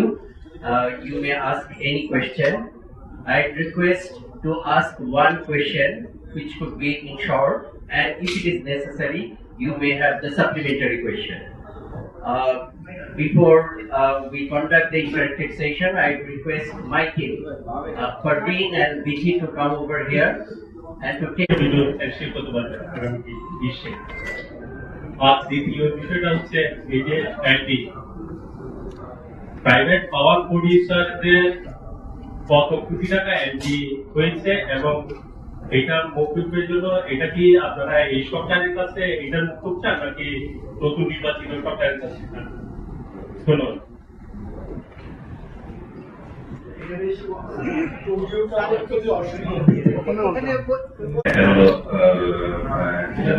যেটা আমরা 14,000 কোটি টাকা যেহেতু বললেন, এই জন্য আপনাদেরকে মনে করে দিই যে এক্স্যাক্টলি 1 বছর আগে আমরা এই নিচের সিচুয়েশনটা কি, অর্থাৎ তখনকার থেকেও আমরা আরো খারাপ অবস্থায় আছি। যদিও গভর্নমেন্ট ক্লেম করে, সরি টু সে, যে তারা সবকিছু কন্টিনিউসলি তারা ইমপ্রুভমেন্ট করছে এবং আগামী মানে পোটেনশিয়াল গভর্নমেন্টের জন্য তারা একটা সুন্দর ব্যবস্থা করে আছে, তারা যেন খুব সুন্দরভাবে তারা চালাতে পারে, তাই না? Actually at least power sector is different. যে 9,000 কোটি টাকা এক বছর গেছিল, এখন 14,000 কোটি টাকা। 2 দিন পরে যখন নতুন গভর্নমেন্ট আসবে তাদেরকে 14,000 কোটি টাকা আমাদেরকে দেওয়ার জন্য তাদের একটা প্রেশার থাকবে। Thank you very much. আমরা যেটা মনে করি অ্যাটলিস্ট এখান থেকে 60% যদি আমাদেরকে দেওয়া হয়, যেটা রিমান্ড কমিশন বলেছেন, আমাদের 3 মাসের নিচে কখনোই বিল বাকি ছিল না, যদিও আমাদের ম্যাক্সিমাম বিল বাকি থাকার কথা 1.5 মাস, 45 days, ইভেন উইথ 90 days। তো যার জন্য 4 মাস পর্যন্ত, 3 থেকে 4 মাস পর্যন্ত হলেও আমরা ম্যানেজ করতে পারবো। ওই যে বলুন যে আপনারা স্বীকার করেন চাই না করেন, দেশের লোকজন স্বীকার করুক চাই না করুক, সব আইপিপি আলাদা কিন্তু খারাপ না, সব আইপিপি আলাদা কিন্তু হলো মানে মেক মানি লাইক এনিথিং। আমাদের মধ্যে অনেকেই ভালো কোম্পানি আছে, অনেকে হলো সৎভাবে ব্যবসা করে আসে, এভরিবডি ইজ রিয়েলি স্টার্টিং। যার জন্য আমরা যদি অ্যাটলিস্ট এই পরিমাণ টাকা পাই, মানে 60% টাকা পাই, আমরা ডেফিনেটলি আমরা মনে করি আমরা দেশে উদ্যোক্তা এটাকে নির্বাচন বিদ্যুৎ দেওয়ার জন্য চেষ্টা করবো। এলডির ব্যাপারে হলো ফার্স্ট অফ অল আমরা একটা এলডি ইমরান কবির সাহেব খুব ভালোভাবে দেখেছেন যে এটা তো অ্যাপ্লিকেবল না, যেটা অ্যাপ্লিকেবল না এটা নিয়ে আমি কথা বলবো, এটা নিয়ে আমি কেন, এটার জন্য আজকে আপনাদেরকে ডাকা, আপনি ইউর দ্য জাজ, ইউ মেক ইউর জাজমেন্ট। আমরা কেন এলডি নিয়ে কথা বলবো, আমরা এলডি কে কেন চ্যালেঞ্জ করবো? এলডি যে হয় না সেটা আমরা দেখিয়ে দিলাম যে একটা বিদেশি কোম্পানির ক্ষেত্রে হচ্ছে, আমাদের ক্ষেত্রে হবে, কেন হবে? আপনি কি আমাকে ডিমোরালাইজ করার জন্য বিজনেস থেকে, আমরা যেটা বলবো যে 2003 এসে ব্যবসা, you know me very well, VRT গ্রুপের এটা আমার, এটা one of the very small subsidiary business. আমি why should I go for my expansion, business diversification? দরকার নেই আমার, দরকার নেই। I am enough making money from my textile business done in this, আলহামদুলিল্লাহ। তো এই যে বলতে এই জিনিসগুলো মানে গভর্নমেন্টকে বুঝতে হবে যে তারা বিজনেসকে, এন্টারপ্রেনারকে কিভাবে এনকারেজ করতে পারে, তারা কিন্তু ডিসকারেজ করছে। ইমরান যদি বলে যে আমার কথা বলবো, আই অলসো ফিল দ্যাট। যদিও অন্য দেশে এমবিসি যে বলতে পারে, আমার দেশে এমবিসি তো আমার অ্যাডভাইজার, আমার মিনিস্টার, আমার সেক্রেটারি, তাই না? আমার দেশে অ্যাম্বাসেডর কি? আমার দেশে অ্যাম্বাসেডর মাই মিনিস্টার ওর মাই অ্যাডভাইজার, কিন্তু তার উল্টো কথা বলে। এই যে বললাম যে সততা বা অসততা কিন্তু শুধু হলো এই ঘুষ খাওয়া না, চুরি করা না। আপনি ভুল ইনফরমেশন দিবেন, ভুল জিনিস লিখে যাবেন, এটা কিন্তু অসততা, এটা আপনাকে মনে রাখতে হবে। আপনি বলছেন আগামী গভর্নমেন্টের জন্য আপনি সুন্দরভাবে সবকিছু ব্যবস্থা করেছেন। What is the real scenario? 1 সপ্তাহ পরে আমরা হলো কামিং গভর্নমেন্টের সঙ্গে, যে গভর্নমেন্টের তার সঙ্গে আমাদের ফাইট হবে। কি নিয়ে ফাইট হবে? আমাদের পেমেন্ট নিয়ে। কি নিয়ে ফাইট হবে? এলডি নিয়ে। কেন আপনি 5 দিন আগে কেন এলডি ডিসিশন নিয়ে, কি বেসিসে নিয়ে নেন? আপনি ইন্টেনশনালি এটা করে, আমরা মনে করি, আমরা বিপা মনে করি যে আপনি ইন্টেনশনালি এই জিনিসগুলো করে যাচ্ছেন, যাতে কামিং গভর্নমেন্ট যারা আছে তাদের সঙ্গে যে আমরা একটা কনফারেন্সে যাই। Maybe some you have the other ambition, হতে পারে, মানে যে আমরা অনেক সময় মুভিতে দেখি না, পলিটিশিয়ানরা আগুন লাগাই দেয়, তার পাশে এসে বলে আমি আগুন নিভাচ্ছি, এটা আমরা মুভিতে অনেক সময় দেখি না, হিন্দি মুভিতে। So probably you have that kind of intention, some of the people have that kind of intention, যে একটা হলো chaos লাগাই দিই, তারপরে হয়তো কোনো কারণে যদি কোনোভাবে যদি আমি সেই সময় চান্স পাই আগুন নিভানোর, আমি আগুন নিভে আমি একটু এইটা নিতে পারি। একটা হলো যে হিন্দি মুভিতে দেখার রেফারেন্সটা দিচ্ছি, আমি বলছি না যে এটা হতে পারে। আদারওয়াইজ ইলেকশনের 5 দিন আগে এই ধরনের একটা মেজর ডিসিশন কখনোই নিতে পারে না। Thank you. Any other question? আপনি এই পরিমাণটা বললেন, তা হোক আর কি। সেটা আরেকটা জিনিস, বিএসসি আপনাদের বলেছে যে আপনার ডিপিটির সাথে সমঝোতা ওষুধের রেজাল্ট বললেন, আপনাদের রেজাল্ট ভালো হয়েছে। এরপরে আপনারা বিএসসি তে গেছেন কিনা বা যাবেন কিনা, বা এর পরবর্তী পদক্ষেপ কি হবে? আমরা নিজে বুঝতে পারছেন যে এই যে পার্ট যখন যে ডিসিশনটা নিল, পিপিটিপি বা মিনিস্ট্রিতে কেয়ার করে না, তারা তাদের মধ্যে মিটিং করে তারা ডিসিশন নিয়ে নিচ্ছে। আমাদের বাড়কে যাওয়ার মানে প্রয়োজনীয়তা বা কিভাবে থাকবে? আপনাদেরকে আজকে এখানে আসার মানে ইনভাইট করার কারণটা পুরো জিনিসটাকে দেখানো ইজ মিনিংলেস। অর্থাৎ মানে সরি টু সে, ওই একইভাবে বার্ডকে ইনফ্লুয়েন্স করা হচ্ছে বা বলা হচ্ছে তোমরা এই জিনিসগুলো করবে না। তো আমাদের এখানে যাওয়া না যাওয়ার কোনো প্রয়োজনীয়তা থাকতে পারে না। এবং আমি মনে করি এটা হলো সবচেয়ে বড় ডেঞ্জার, যেটা মানে সবচেয়ে বড় ক্ষতিকর, যেটা আমাদেরকে আননেসেসারি আগামী গভর্নমেন্টের সঙ্গে একটা কনফ্রন্টেশন সিচুয়েশনে ফেলার জন্য এই যে ওষুধের যে মিটিংটা হলো, যে ডিসিশনটা হলো, এটা করা হচ্ছে। এবং যে জায়গায় 14,000 কোটি টাকা হলো আমাদের পাওনা বাকি। এটা আপনাদের অবশ্যই বোঝা দরকার যে কেন এটা, মানে কেন এটা, এই কোশ্চেনটা কি আপনার মনে আসবে না যে তুমি তো লাস্ট উইকে যে কোনো মেজর ডিসিশন দিতেই পারো না, যে কেন তুমি এই ধরনের মেজর ডিসিশন দিবা, তাই না? Thank you. এনি আদার জি, যুগান্তরে কাজ করি। আমি জানি না আপনারা কিভাবে নেন আমার প্রশ্নটা। এখানে বৈষম্যমূলক শব্দটা ইউজ করেছেন, ভেরি গুড ওয়ার্ড, এবং এটা 5ই আগস্টের পর বেশ ভালোভাবে ইউজ হয়েছে। আমি জাস্ট একটু দেশের নাগরিক হিসেবে একটা প্রশ্ন করতে চাই, সেটা হচ্ছে আমি একটা সিরিজ করেছি, অনেক দেখেছি ওখানে যে অনেকে অনেক পাওয়ার প্ল্যান্টের পাওয়ার ফ্যাক্টর 5% না 10% না, তারা বসে বসে ক্যাপাসিটি চার্জ দিচ্ছে। তো এটা কোন ধরনের বৈষম্য, এটা একটা। আর দ্বিতীয় বিষয়টা হলো যে 23-এর আগে 24-এর আগেও আমরা দেখেছি বিদ্যুৎ সেক্টরে ভর্তুকি দেওয়া হয়েছিল 17-18 হাজার কোটি টাকা, এবার সেটা 39,000 কোটি টাকা মধ্যে দেওয়া হয়েছে। গত বছরও তা দেওয়া হয়েছে 38,000 কোটি টাকা। তো সরকার তো আসলে আমরা দেখছি যে ভর্তুকি ডবল করেছে। সরকারটা, এই সরকারটা নতুন কোন পাওয়ার করেনি। তো এই বিষয়টা আপনারা কিভাবে দেখছেন? যেটা ধরেন বসে অনেক পাওয়ার প্ল্যান্ট যে ক্যাপাসিটি পেমেন্ট নিচ্ছে, বরিশাল অনেক জায়গায় আছে। তো এগুলির ব্যাপারে আপনারা, এটা তো সবাইকে পে করতে হচ্ছে, দেশের 18 কোটি মানুষকে, এটার ব্যাপারে আপনাদের কোন মন্তব্য আছে কিনা? ধন্যবাদ। ধন্যবাদ। অ্যাকচুয়ালি হয় কি, ক্যাপাসিটি পেমেন্টটা এত বাজিং ওয়ার্ড, ক্যাপাসিটি পেমেন্ট। আপনারা সাংবাদিক, আপনি একটু ইনভেস্টিগেট করেন না, ক্যাপাসিটি পেমেন্টটা আসলে এটা হলো উদ্যোক্তা কে ছিল, কে ওনার বইয়ে এই জিনিসগুলোকে জাস্টিফাই করেছিল, আপনি কি জানেন? ক্যাপাসিটি পেমেন্টটা আমাদের অ্যাডভাইজার সাহেব কত 2001 সালে ওনার একটা বই, উনি কিন্তু খুব ভালোভাবে এক্সপ্লেনেশন দিয়েছেন যে কেন ক্যাপাসিটি পেমেন্টটা কি, কেন হতে হবে। তো যার জন্য আমি আনসার করার আগে আমার মনে হয় এই কোশ্চেনটা আপনারা অ্যাডভাইজারকে বলেন যে আপনি স্যার 2001-এ আপনার বইতে এটা কেন লিখেছিলেন, এবং এটার বেসিসে উদ্যোক্তা এন্টারপ্রেনিয়াররা হলো তখন ইনিশিয়েটিভ নিয়েছিল, কেন নিয়েছিল। So you have to find the root cause. ঠিক আছে, আমি আপনাকে অনেক লম্বা এক্সপ্লেনেশন দিতে পারি ক্যাপাসিটি পেমেন্ট নিয়ে, বাট এটা অনেকবারই হয়ে গেছে, বলার মনে হয় না দরকার পড়বে। আপনি বাড়ি ভাড়া নিয়ে বাসায় থাকেন চাই না থাকেন, বাসা ভাড়া দিতেই হবে। আপনি বলতে পারেন যে আপনি টু ওয়ে, একটা হলো দেখবেন যে আপনি যদি মান্থলি বেসিসে আপনার গাড়ি হায়ার করেন, আমাদের কোম্পানিতে মোস্ট অফ দ্য কার হলো লিজ কার, 80-90 হাজার টাকা লাগে 3,000 কিলোমিটার ড্রাইভার সহ এটা একটা গাড়ি লিজ নাও, 3,000 kilometre 30 days। I have another option, অর্থাৎ আমার যে এক্সিকিউটিভ সে যখন যাবে ট্যাক্সি নিবে যাবে, আর সে কোনো ট্যাক্স রাখবে না। ডু ইউ থিঙ্ক যে এটা সে যতক্ষণ নেবে আসবে সারা মাসে সে কম পেমেন্ট করবে? যদি নিতান্ত কম যাতায়াত হয়তো কম পেমেন্ট করবে, আদারওয়াইজ কিন্তু মোস্ট অফ দ্য কেসে সে বেশি পেমেন্ট করবে। অর্থাৎ আমি মান্থলি বেসিস যখন ট্যাক্সিটা ভাড়া নিব, এটা আমার জন্য সস্তা হবে, রিগার্ডলেস আমি হয়তো অনেকদিনই গাড়ি চালালাম না, ড্রাইভার ইউজ করলাম না। এটা অনেক বড় লম্বা এক্সপেরিমেন্টটাতে যাওয়ার দরকার নেই, আমরা এটা আজকে দিনে হবে না, আপনার চাইলে আমরা বুঝতে পারি। বাট আমার কোশ্চেন হচ্ছে ক্যাপাসিটি পেমেন্টটা নিয়ে কে কথা বললো, কে এই জিনিসটা নিয়ে আসলো, এটা কেন আপনারা কেন বলছেন না?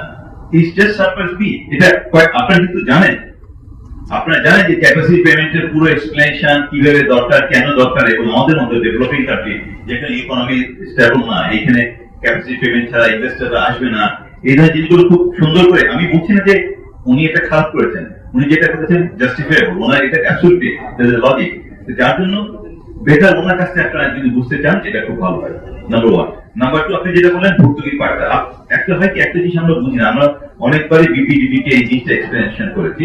দেখেন আমাদের ইলেকট্রিসিটি কোন পার্টটা হলো টোটাল মানে প্রোডাকশন কস্টের মধ্যে, কোন পার্টটা মানে নট ইভেন 5% হলো লোকাল কস্ট। আপনার জেনারেটর বলেন, টারবাইন বলেন imported, right? Gas, LNG imported, আপনার হলো মানে এনার্জি ইম্পোর্টেড, আপনার মেশিনটা ইম্পোর্টেড। আমার এখানে যে 5-6 জন ইঞ্জিনিয়ার আছে তাদের কিছু বেতনটা হলো লোকাল, অর্থাৎ পুরোটা আমার ইনভেস্টমেন্টটা হলো ডলার ইনভেস্টমেন্ট। আমরা যদি ইলেকট্রিসিটি দিচ্ছি গভর্নমেন্টকে, আমরা দিচ্ছি টাকাতে, গভর্নমেন্টের আমি সবসময় ভুলে আসছি বা আমরা ভুলার চেষ্টা করি যে আপনার 10 সেন্ট বলেন, you say 10 cents or 9 cents price, তাতে হবে কি এই যে ডলার যদি ফ্ল্যাকচুয়েট করে, যেমন আমি তেল ইম্পোর্ট করলাম আজকে, যেটা বললেন যে কেন বললাম, আমি তেল ইম্পোর্ট করলাম 84 টাকায়, আজকে আমি তেল ইম্পোর্ট করছি 122-23 টাকা, আমি 122-23 টাকায় তো আমি বিল করছি বিপিটিভিকে, তো বিপিটিভি বাধ্য হচ্ছে আমাকে 122-23 টাকার বিল দিতে। গ্যাসের দাম বেড়ে গেছে, আমার মেইনটেন্স কস্ট বেড়ে, সবই তো ডলারে। তো যদি আজকে যদি আমার যদি ট্যারিফটা ডলার ইকুইভ্যালেন্ট হতো, let's say 10 cents 9 cents instead of টাকা, তাহলে কিন্তু এই যে 45% যে আমাদের ডলার ডিভ্যালুয়েশন হলো, এটা কিন্তু আমরা বুঝতে পারতাম যে এটার জন্য ইলেকট্রিক দামটা বেড়ে গেছে এবং এটার জন্য গভর্নমেন্টকে ভর্তি দিচ্ছে। গভর্নমেন্টের যদিও প্রবলি অপশনের জন্য তারা বোঝেনি, তাদের উচিত ছিল এই জিনিসটাকে একটা অ্যাড্রেস করা, যে কিভাবে আমরা এটাকে অ্যাড্রেস করতে পারি। ধন্যবাদ। আমরা বললাম যে ইন্ডিয়া, শ্রীলঙ্কা, ভিয়েতনাম, এই কয়েকটা দেশের মধ্যে আমাদের এনার্জি ইম্পোর্ট সবচেয়ে হাই, 65% এনার্জি আমাদের ইম্পোর্টের, যে জায়গায় ভিয়েতনাম, পাকিস্তান, শ্রীলঙ্কা অনেক কম। ধন্যবাদ। এই যে এলডি যে ব্যাপারটা, উক্তিতে তো আপনারা বললেন যে এটা একটা সুযোগ, সেটা মানে আমরা যারা এই সেক্টরে কাজ করি আমাদের মোটামুটি এই পিপিএ সম্পর্কে জানা।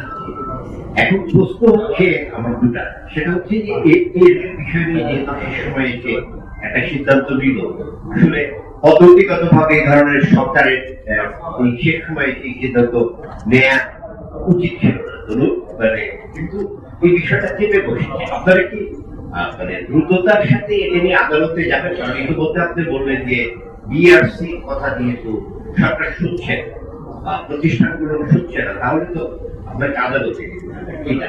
আর দ্বিতীয় বিষয় যেটা শাহেদের প্রশ্নের যে ধরে আমি বলবো, যে কিছু কিছু পাওয়ার প্ল্যান্টের মানে ল্যান্ড লোড ফ্যাক্টর ভেরি আপনারা কি নিজস্ব মূল্যায়নে এটা মনে করেন যে মানে ভুল পলিসির কারণে এক্সেসিভ ক্যাপাসিটি তৈরি হওয়ার কারণে আজকের এই সংকটটা তৈরি হয়েছে, মানে যেটাকে জেনারেশন কস্টটাকে বাড়িয়ে দিচ্ছে এই মানে নন পারফর্মিং প্ল্যান্ট গুলো, যেটা অনেকে সমীক্ষায় করছে যে গতবার মানে এখন হচ্ছে নন অপারেটিং পাওয়ার ক্যাপাসিটি ছিল গত বছর 61%, মানে 90%। ধন্যবাদ। আচ্ছা, আমার একটু সাবজেক্ট আছে, আমি মোল্লা ভাই যেটা বলছেন, আসলে ধরেন পাওয়ার সেক্টরের তিনটা স্টেক হলো, গভর্নমেন্ট, কনজিউমার এবং আপনারা যারা প্রডিউসার বা সাপ্লায়ারকে দেখি। তো সেক্ষেত্রে এই 17 বছরে যা হয়েছে সেটা নিয়ে গভর্নমেন্টের একটা ভাষণ আছে, পাবলিক পারসেপশন একরকম আছে, আপনাদের একটা বক্তব্য আছে। আপনারা নিজেরা কোন স্টাডি করেছেন কিনা যে এই সময় আসলে আনফেয়ার গুলো কি কি ছিল এবং কোথায় দুর্বলগুলো ছিল, আজকে যে এই সেক্টরটা এরকম একটা অবস্থায় পড়ছে, এটার জন্য দায় কাদের উপর যাবে, তারা এই জন্য দায়ী ছিল? আমি সদর সাহেবের আনসার লাস্ট কোশ্চেনটা আনসার দিয়ে বলি। আমরা কিন্তু প্রায় সময় শুনে আসি যে জার্নালিজম প্রচুর হলো ইয়েলো জার্নালিজম হয়। আপনারা একটু বের করে দিতে পারেন কে কে কোন কোন জার্নালিস্ট হলো ইয়েলো জার্নালিজম করে?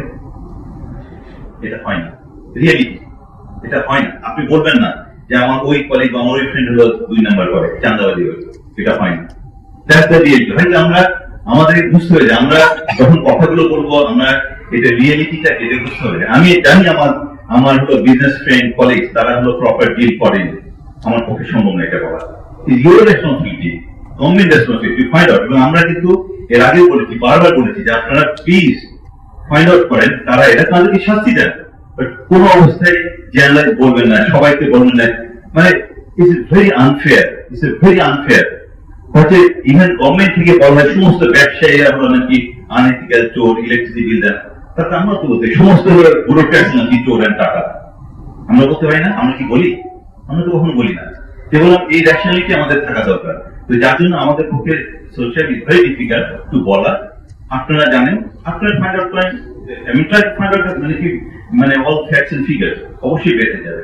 এবং অবশ্যই এই যে আমাদের সাথে যেটা বললাম, আমি পিছন থেকে আনসার দিই, এই যে 5% বা 10% যারা ব্র্যান্ড ফ্যাক্টর নিয়ে যারা চালিয়ে আসছে, এটা কিন্তু আপনার বের করেন, and you ask question to the stakeholder অর্থাৎ গভর্নমেন্ট, যে আপনি 5% ইলেকট্রিসিটি নেন, এই প্রজেক্টটা কেন আপনি দিলেন? আপনি আমাকে করতে পারেন না, আমি এটা আনসার দিতে পারবো না। কিন্তু গভর্নমেন্ট কোন পার্সপেক্টিভ থেকে কি কারণে এটা করেছে গভর্নমেন্ট জানে। হতে পারে এটা কোনো, হতে পারে এটা কোনো 2 নম্বর ইন্টেনশন ছিল তাকে ক্যাপাসিটি পেমেন্ট দেওয়ার জন্য, হতে পারে এটা হলো যে প্ল্যান করা ছিল। আমার একটা ফ্যাক্টরি নীলফামারী ইপিজেডে, এখন ফ্যাক্টরিটা বসে আছে, জাস্ট 5-6 লাইন চালায়। আমার যে প্ল্যান ছিল, যেভাবে আমার ব্যবসা মানে বিজনেস ফ্লো ছিল, এইভাবে বিজনেস আসেনি। আপনি যদি বলেন যে আমার হলো, আমি যেহেতু ওনার লিস্টেড কোম্পানি না, প্রাইভেট কোম্পানি, যে আমি ইন্টেনশনে এখান থেকে বিল্ডিং বানাই পয়সা খরচ করার জন্য, টাকা শোনার জন্য করছি, ইউ মে সে দ্যাট। আপনি আমাদের এই কোভিড এর সময় থেকে 5 বছর ধরে আপনি হলো 150 কোটি টাকা বিল্ডিং চালাচ্ছেন, এটা ইন্টেনশনালি করছেন। বিকজ লিস্টেড কোম্পানি টাকা বের করতে পারবেন না, আপনি বিল্ডিং করে টাকা বের করে নেওয়ার ব্যবস্থা করছেন, you may say that. But reality হলো আমার প্ল্যান ছিল এখানে যে আমাদের যে বিজনেসটা ফ্লো ছিল গেলাটেক্স গ্রুপের, সেই ফ্লো অনুযায়ী আমার বিজনেস আসেনি, যার জন্য আমি এটা করতে পারি। That's why I say it might be wrong, অর্থাৎ 2 নম্বর হতে পারে, অথবা গভর্নমেন্টের যে ইন্টেনশন, যে প্ল্যানটা ছিল ওই প্ল্যান অনুযায়ী না হতে পারে। এবং আমরা বারবার বলছি এটার ব্যাপারে কিন্তু আমরা অবশ্যই আমাদের দিক থেকে, বিভাগ থেকে, মেম্বার থেকে যতখানি সহযোগিতা করে আমরা করবো, কোনো অসুবিধা নেই। এবং আমরা কোর্টে যাবো কিনা, এটা আমরা বইটা আমরা এখনো মানে চেষ্টা করছি কি করা যায়। But as you know very well, এখন সবাই তো নমিনেশন ঠিক আছে কিনা অ্যাপিল করা করতে নিয়ে ব্যস্ত, আমাদের এটা তো প্রায়োরিটি থাকবে না। নেভারথেলেস আমরা ইয়ে করছি, আমরা পদ্ধতি, বিকজ এটা এই জন্য আপনাদেরকে ডাকা, যেটা অন্যায়, এটা আমাদের উপর অন্যায় ভাবে এটা চাপায় রয়েছে, এটা আপনাদেরকে এই মেসেজটা দেওয়া। প্লিজ আপনারা এই জিনিসটা, যদি আপনারা কোনো কোশ্চেন থাকে, যদি কোনো কোয়েরি থাকে, প্লিজ আস্ক আস। বাট আমাদের সঙ্গে আপনারা থাকে, আপনারা বলেন এটা অন্যায়, আর পিপি আলাদের সেটা অন্যায়, এই ভয়েসটা আমরা চাই আপনারা আমাদের সঙ্গে থাকে। যদি আপনারা মনে করেন না উই নট ইভেন কনভিন্স, আপনি যে ফ্যাক্টস এন্ড ফিগার দিন প্লিজ বসেন আমাদের সঙ্গে, আমরা আপনাদেরকে আরো data facts and figure provide করব। বাট আমি আপনাদেরকে অনুরোধ করবো যে আপনারা আমাদের সঙ্গে থাকবেন।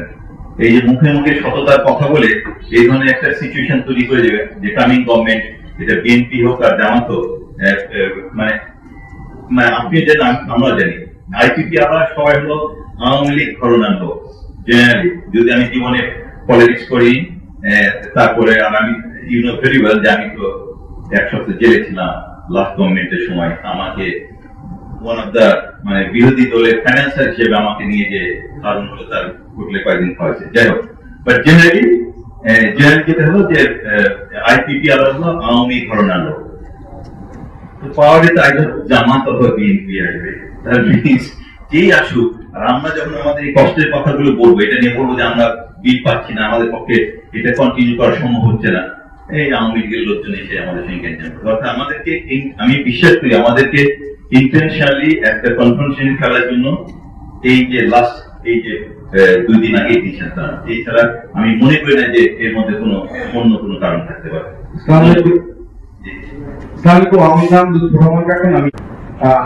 আপনাদের যে প্রেজেন্টেশন সেখান থেকে যা বুঝলাম যে গভর্নমেন্ট 5 দিন আগে আপনার এমডি ইস্যু করেছে এবং আপনাদের এরকম একটা সিচুয়েশনে ফেলেছে। বাস্তবতা হচ্ছে যে আর 2 দিন পরে ন্যাশনাল ইলেকশন, 2 দিন পর ন্যাশনাল ইলেকশন এবং নিউ গভর্নমেন্ট আসবে।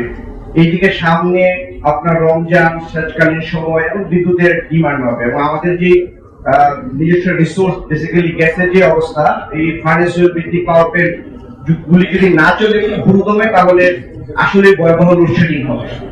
অন্যদিকে নতুন গভর্নমেন্ট আসার পরেও আসলে তাদের দায়িত্ব নিয়ে বুঝে শুনে সবকিছু ঠিকঠাক করতে হতে 1-2 মাস সময় লেগে যাবে। তো এই সময়ের মধ্যে আসলে আপনারা কি করবেন? মানে আপনার তো নিশ্চয়ই আরো 1-2 মাস আপনাদের এরকম একটা অবস্থা ফেস করতে হবে, কারণ আর 2 দিন সময় আছে। অন্তর্বর্তী সরকার আমার ধারণা হয়তো চাইলে আপনাদের ব্যাপারে তেমন একটা ডিসিশন নিতে পারবে না, কিন্তু আবার যদি নিউ গভর্নমেন্ট আসে, নতুন সরকার আসে, তখন যদি ভয়াবহ লোডশেডিং হয়, তখন একটা বিরাট বাজে অবস্থা তৈরি হবে। সেই ক্ষেত্রে আসলে আপনাদের অবস্থানটা আসলে কি হবে?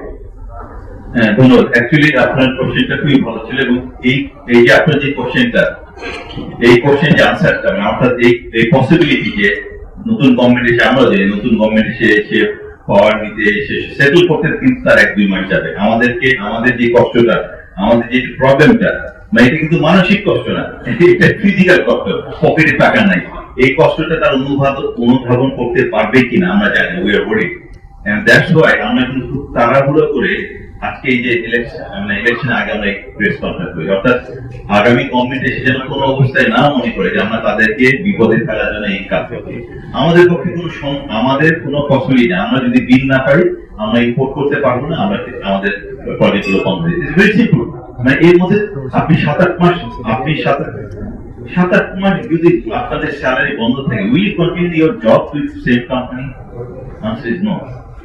এটা সিম্পল, আমাদের ইউ নিড টু আন্ডারস্ট্যান্ড এটা কোনো অবস্থায় সম্ভব না আমাদের পক্ষে। তো হয় কি, তখন যদি আমরা প্ল্যান্ট চালাতে না পারি, বন্ধ করে, তখন যেন আপনারা কোনো কারণে কোনো অবস্থায় 1% যেন আমাদের এগেনস্টে কথা না বলেন, নট ইভেন 1%। এই জন্য আপনাদেরকে আজকে টাকা আপনাদেরকে বোঝানো যে আমরা কি ধরনের মানে ফিনান্সিয়াল কনস্ট্রেন্টে আছি, কি ধরনের আমরা প্রবলেম আছে। আমি রিকোয়েস্ট করবো তখন যেন আমাদের এই ধরনের পদক্ষেপের জন্য আপনারা আমাদের সঙ্গে থাকেন, আপনাদেরকে আশা করবো। আমার হচ্ছে সাইদ আলম, আমি নাগরিক টেলিভিশনে কাজ করি। আমার প্রশ্নটি একটু আপনাদের আলোচনা থেকে সাবেক প্রেসিডেন্ট বলে গেলেন যে ওনার একটা বিদেশি পাসপোর্ট একটা আসলে বিকশিত হতেন এবং তার জন্য কূটনৈতিক তৎপরতা চালাতে বকেয়া আদায়ের জন্য। আর আপনি বললেন যে আসলে আপনার অন্য আরেকটু উচ্চ আছে, টেক্সটাইল গার্মেন্টস আছে, তো এখানে বিনিয়োগ করার ছিল, এখন বিনিয়োগ করে অনেকটা ব্যাক এন্ডার করেছে।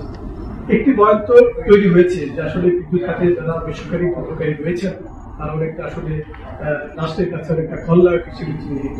একটু বলবেন যে তারা এই বয়ানটি তৈরি করলো, কেন তৈরি করলো এবং এটি প্রসিদ্ধ কি, সেটি একটু বলবেন। আর দুই হলোতে আপনারা রমজানের কথা বলছিলেন, এখন কয়েকদিন পরে পুরো মৌসুম আসবে, গ্রীষ্মকালে তো চাহিদা ঠিক করবে।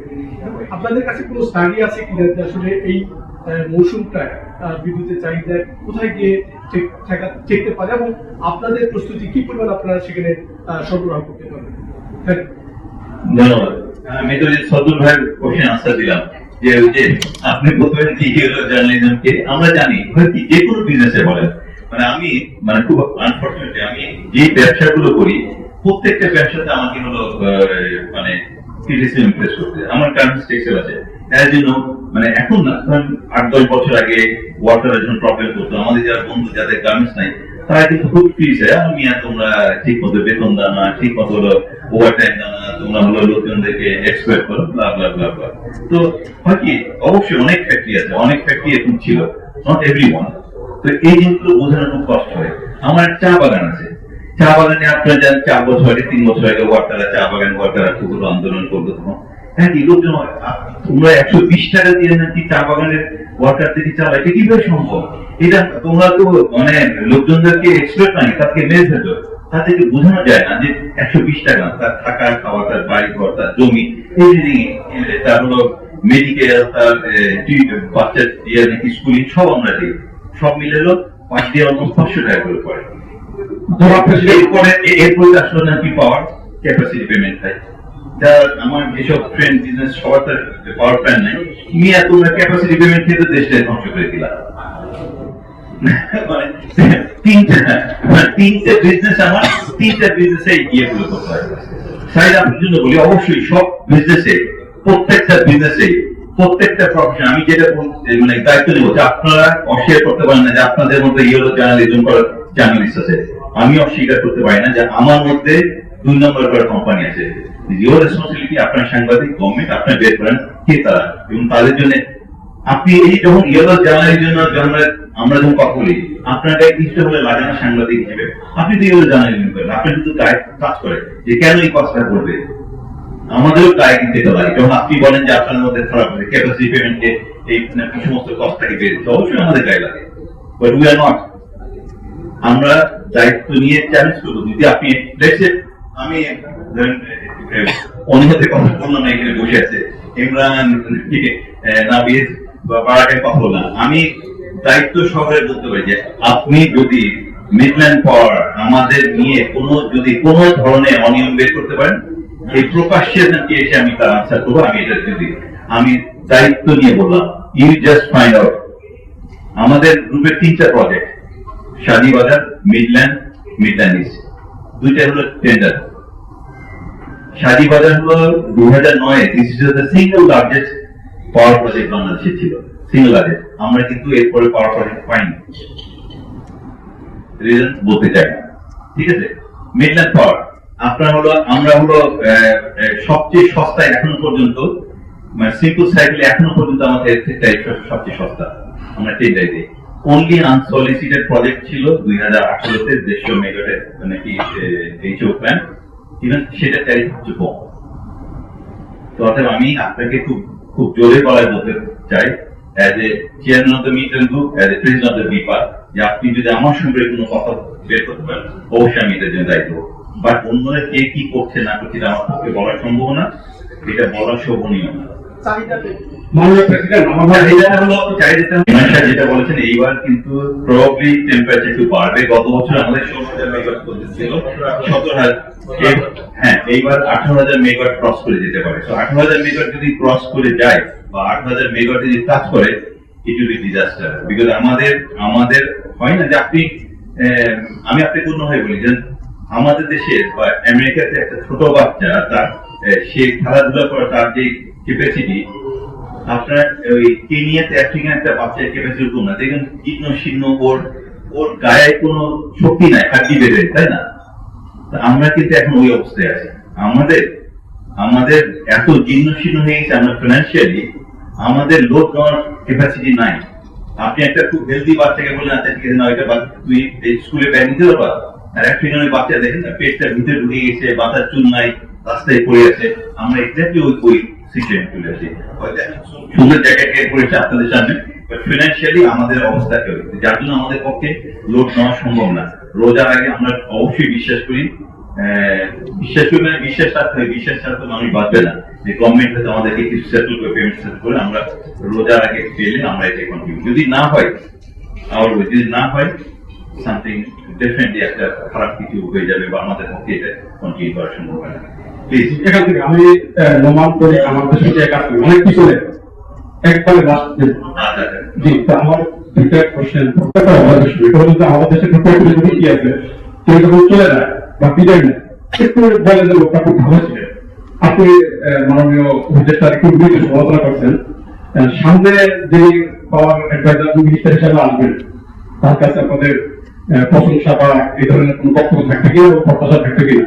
দ্বিতীয় প্রশ্নের মাধ্যমে মোট 5 বার উল্লেখ করেছেন বিরোধ আলাদা বিষয়। তা আমাদের সাংবাদিকতার ক্ষেত্রে বহু সংগঠন আছে, মাথা সংগঠন বলে না, ছোটখাটো সংগঠন আছে।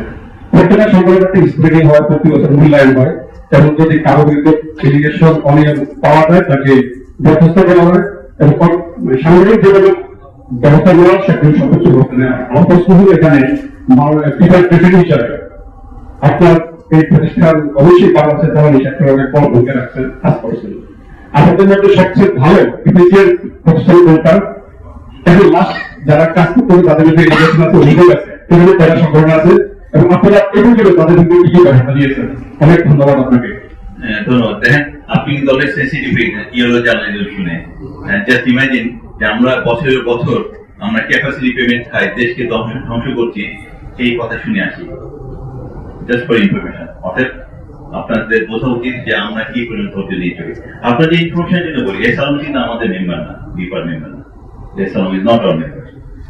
And last but not the least, আপনারা হলো যে বলেন যে যে যায় সে ভালো যায়, 5ই আগস্টের পরে আমরা বলি যে যে গেছে সে ভালো গেছে। তো এটা কিন্তু হয়তো একটা মানুষ ব্যক্তিগত ভাবে এটা হয়, কিন্তু হলো প্রফেশনাল ক্ষেত্রে সবাই সব ক্ষেত্রে কিন্তু মানে প্রফেশনাল সেক্রেটারি বলে একজন মিনিস্টার গেলেই সবাই বলে ও খুব ভালো ছিল না। এটা আপনি ব্যক্তিগত ভাবে, আমি আজকে ব্যক্তিগত হয়তো আপনি বললেন আমি খারাপ ছিল, অত ভালো না, মারা গেলাম, চলে গেলাম, হ্যাঁ ডেভিড সাহেব তো ভালো ছিল, খারাপ ছিল না।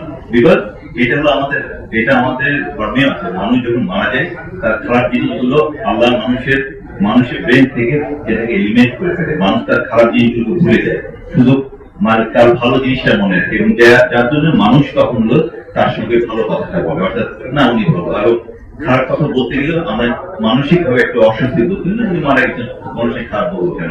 বাট প্রফেশনালি কিন্তু এটা হয় না। আপনি কখনোই দেখাতে পারেন যে একজন মিনিস্টার, একজন সেক্রেটারি, আমরা মনে করি এই সেক্রেটারি রুথলেস, এই ইন্ডিয়ার চেয়ারম্যান বাই চার্লস ডায়াল গেছে, আমার বেঁচে গেছি।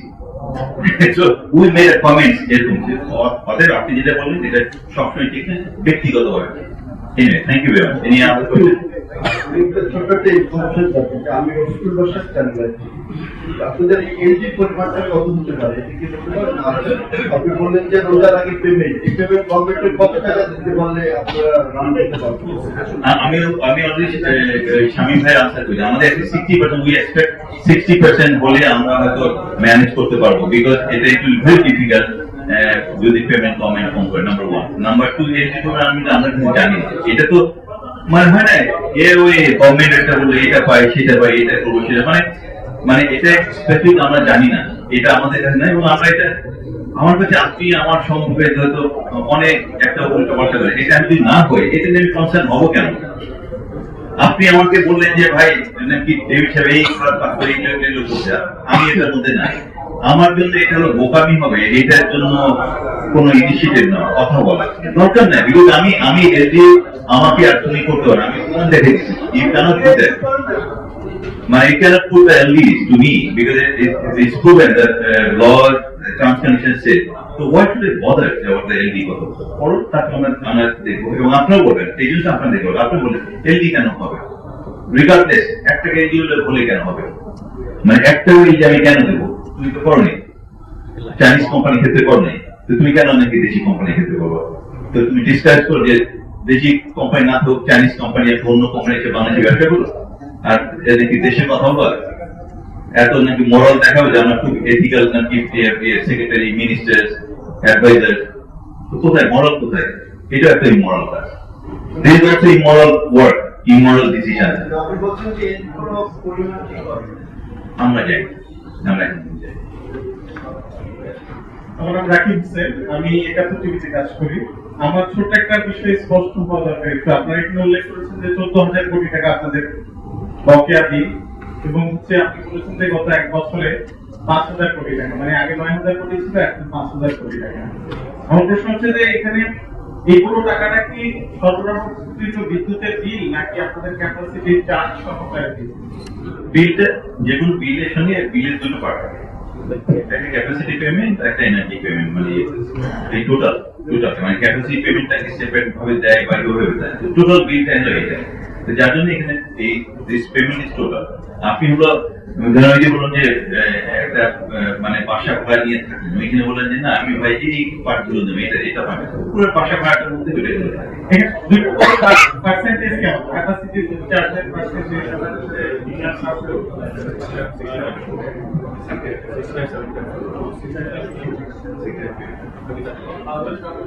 70-30 or 65-35 এর মধ্যে, মানে আপনার ক্যাপাসিটি পেমেন্ট হলো 1/3, 2/3 এনার্জি মেইনটেনেন্স প্লাস অন্য।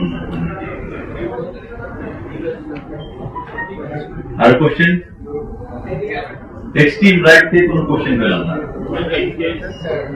আচ্ছা এক্সট্রিম লেফট থেকে পেলাম। আমার তারা প্রশ্ন হচ্ছে যে 14,000 কোটি টাকা আপনাদের ডিউ হয়ে আছে, কিন্তু এর ভিতরে মানে কোম্পানি তো একটা না, আপনাদের অনেকগুলো কোম্পানি আছে, এর ভিতরে হাইয়েস্ট তাদের টাকা কম বেশি আছে আর বয়স কত, ঠিক আছে, যে এই কোম্পানির এত টাকা হাইয়েস্ট এই কোম্পানির এত টাকা, আমার বড় ছোট জানার দরকার নেই, ডিউটা বেশি হয়ে আছে। এটা হলো এটা খুব মানে ব্যাপার, বড় কোম্পানি হলো বড় ব্যথা বড় বিল পান না, ছোট কোম্পানি হলো ছোট ব্যথা ছোট বিল পান না। তো এটা আপনারা দেখবেন যে বাংলাদেশের সবচেয়ে লার্জেস্ট ক্যাপাসিটি কার আছে, এর সবচেয়ে লোয়েস্ট ক্যাপাসিটি কার আছে, লার্জেস্ট ক্যাপাসিটি আছে ইকুইপমেন্ট রন করতে তাদের পাওনা আছে, and lowest capacity equipment run at least 50,000 crore টাকা হবে। তো যার জন্য আপনারা এখান থেকে এই ফিগারটা আপনারা আমি এটা শুনে একটা সম্পর্কিত একটা আপনাদেরকে ইনফরমেশন জানাই। ইমরান সাহেব জানালো যে আমাদের কারেন্সি ডিভ্যালুয়েশন, ডিলে পেমেন্ট, এগুলোতে আমরা 8,000 কোটি টাকা লস করেছি, রাইট? আপনারা বোধহয় জানেন যে আমাদের এই যে এইচএফও প্ল্যান রাফলি হলো 4,000 মেগাওয়াট, অর্থাৎ প্রতি মেগাওয়াট হলো 2 কোটি টাকা লস। এটা কিন্তু একেবারে মানে আমি বলছি এটাকে একটা মানে জেনারেল আইডিয়া, অর্থাৎ আমার যদি 100 মেগাওয়াট পাওয়ার প্রজেক্ট এই প্ল্যান থেকে আমি 200 কোটি টাকা লস করেছি, 400 মেগাওয়াট থাকলে 800 কোটি টাকা লস করেছি, প্লাস মাইনাস 10% হতে পারে। Just keep in your mind, আমাদের যার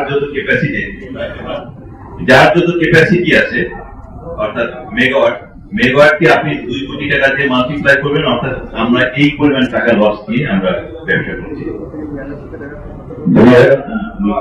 আমার নাম শাহিন চৌধুরী, আমি এডিটর রিভিউ। আপনাদের একটা হিসাব দেখলাম যে 14,000 কোটি টাকা বকে, এটা 1 বছর আগে ছিল 9,000 কোটি টাকা, অর্থাৎ 1 বছরে আপনার বকেয়া বেড়েছে 5,000 কোটি টাকা। আমার কোশ্চেন হলো, এই 1 বছর সরকার আপনাকে পেমেন্ট কত টাকা দিয়েছে সেটা কিন্তু বলেনি। এটা মনে হয় যে জানার দাবি রাখে। খুব ইন্টারেস্টিং পার্ট হলো, আমি বলি আমরা if I am not wrong গত জুন জুলাইয়ের দিকে আমাদের পেমেন্টটা নেমে আসে অলমোস্ট হাফ, অর্থাৎ 9,000 কোটি টাকা থেকে 4,000 4,500 কোটি টাকার মধ্যে চলে আসে গভর্নমেন্ট পেমেন্ট করে। এবং এরপরে অজানা কারণে, বিকজ আমি যদি আপনারা যদি দেখেন আমাদের কিন্তু ফিনান্সিয়াল মানে ইকোনমিক্যালি কোন ডিজাস্টার হয় না অ্যাজ পার ইন্ডিয়ান গভর্নমেন্ট। আমরা দেখেছি specially thanks to the diaspora যারা আছে, তারা যারা টাকা পাঠায় তাদের জন্য আমাদের রেমিটেন্সের কারণে আমাদের ইকোনমিক ডিপ হয় না, হয়তো স্লোলি একটা গ্রো করে গেছে। সো হোয়াট রিজনস বিহাইন্ড যেই জায়গায় গভর্নমেন্ট আমাদেরকে 3 মাস 4 মাসের পেমেন্ট লেভেলে নিয়ে আসলো গত জুন জুলাই, কি কারণে সে ইকোনমিক কোন ডিপ না হওয়ার পরেও সে পেমেন্টটা আস্তে আস্তে বন্ধ করে দিল, পেমেন্টটাকে 8 মাস 9 মাস লেভেলে নিয়ে আসলো? এটা কিন্তু আমাদের কোশ্চেন একটা। There is an appear conspiracy theory, আমরা বলতেই পারি যেটা আমাদেরকে একটা ফলস পজিশনে ফেলার জন্য এটা তারা যে প্ল্যান যে তার আমাদেরকে পেমেন্টে রেখে যাবে। বিকজ আমি বলি আজকে আমাদের যদি থাকতো তাহলে যে $32 বিলিয়ন হয়তো থাকতো, কিন্তু $1 বিলিয়ন কম হতো। তো ওইখানে সুনামটা নেওয়ার জন্য এখানে আমাদের ঘরে মানে ইয়েতে দিয়েছে। এই যে বলুন যে এই জিনিসগুলো তারা এগেন এটা তো আমি প্রমাণ দিতে পারবো না, বাট আপনি যদি হিসাব করেন ইকোনমির কোনো ডিপ হয়নি রাইট জুন থেকে এখনো, বরং আপনি যদি দেখেন গত জুন জুলাই থেকে আমাদের রেমিটেন্স যে পরিমাণ আসছে তাতে হলো আমাদের ইকোনমি আরো বেটার হয়েছে। বেটার ইকোনমিতে গভর্নমেন্ট আমাকে কেন পেমেন্ট করবে না? গভর্নমেন্ট বলছে টাকাতে মানে ভালো বিজনেসম্যানদের জন্য ব্যাংকে প্রচুর লিকুইডিটি আছে, তারা টাকা দিতে পারছে। গভর্নমেন্ট তো হলো প্রতি মাসে দেখবেন $100 মিলিয়ন $150 মিলিয়ন বাজার থেকে কিনছে, আমাদের পেমেন্ট দিবে না। মানে আপনি হলো খুব মানে রাজকীয় ভাবে ঘুরে বেড়াচ্ছেন মসজিদ আছে, যেটা আমাদের অনেক ব্যবসায়ী করে, বাজারে তার 100 যেটাই পান, তার কাছে হলো বিভিন্ন মানে আমি স্পেশালি গার্মেন্টসের ক্ষেত্রে বলি, তার কাছে ফেব্রিক সাপ্লাই পয়সা পায়, সুতা সাপ্লাই পয়সা পায়, অ্যাক্সেসরি সাপ্লাই, সে কিন্তু মসজিদ নিয়ে করে।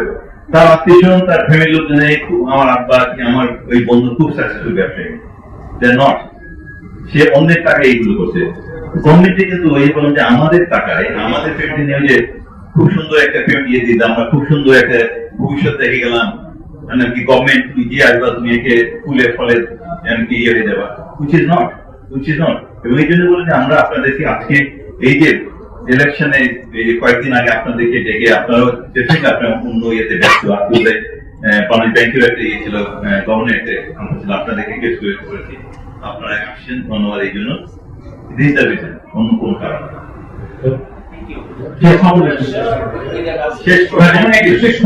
শেষ করছেন। আমি সাংবাদিক শেখ সাদি, আমাদের পাওনা 14,000 কোটি টাকা বলছেন, কিন্তু আমি যত কিছু তথ্য জানি বিধানসভা আপনাদের কাছে বড় একটা অ্যামাউন্ট।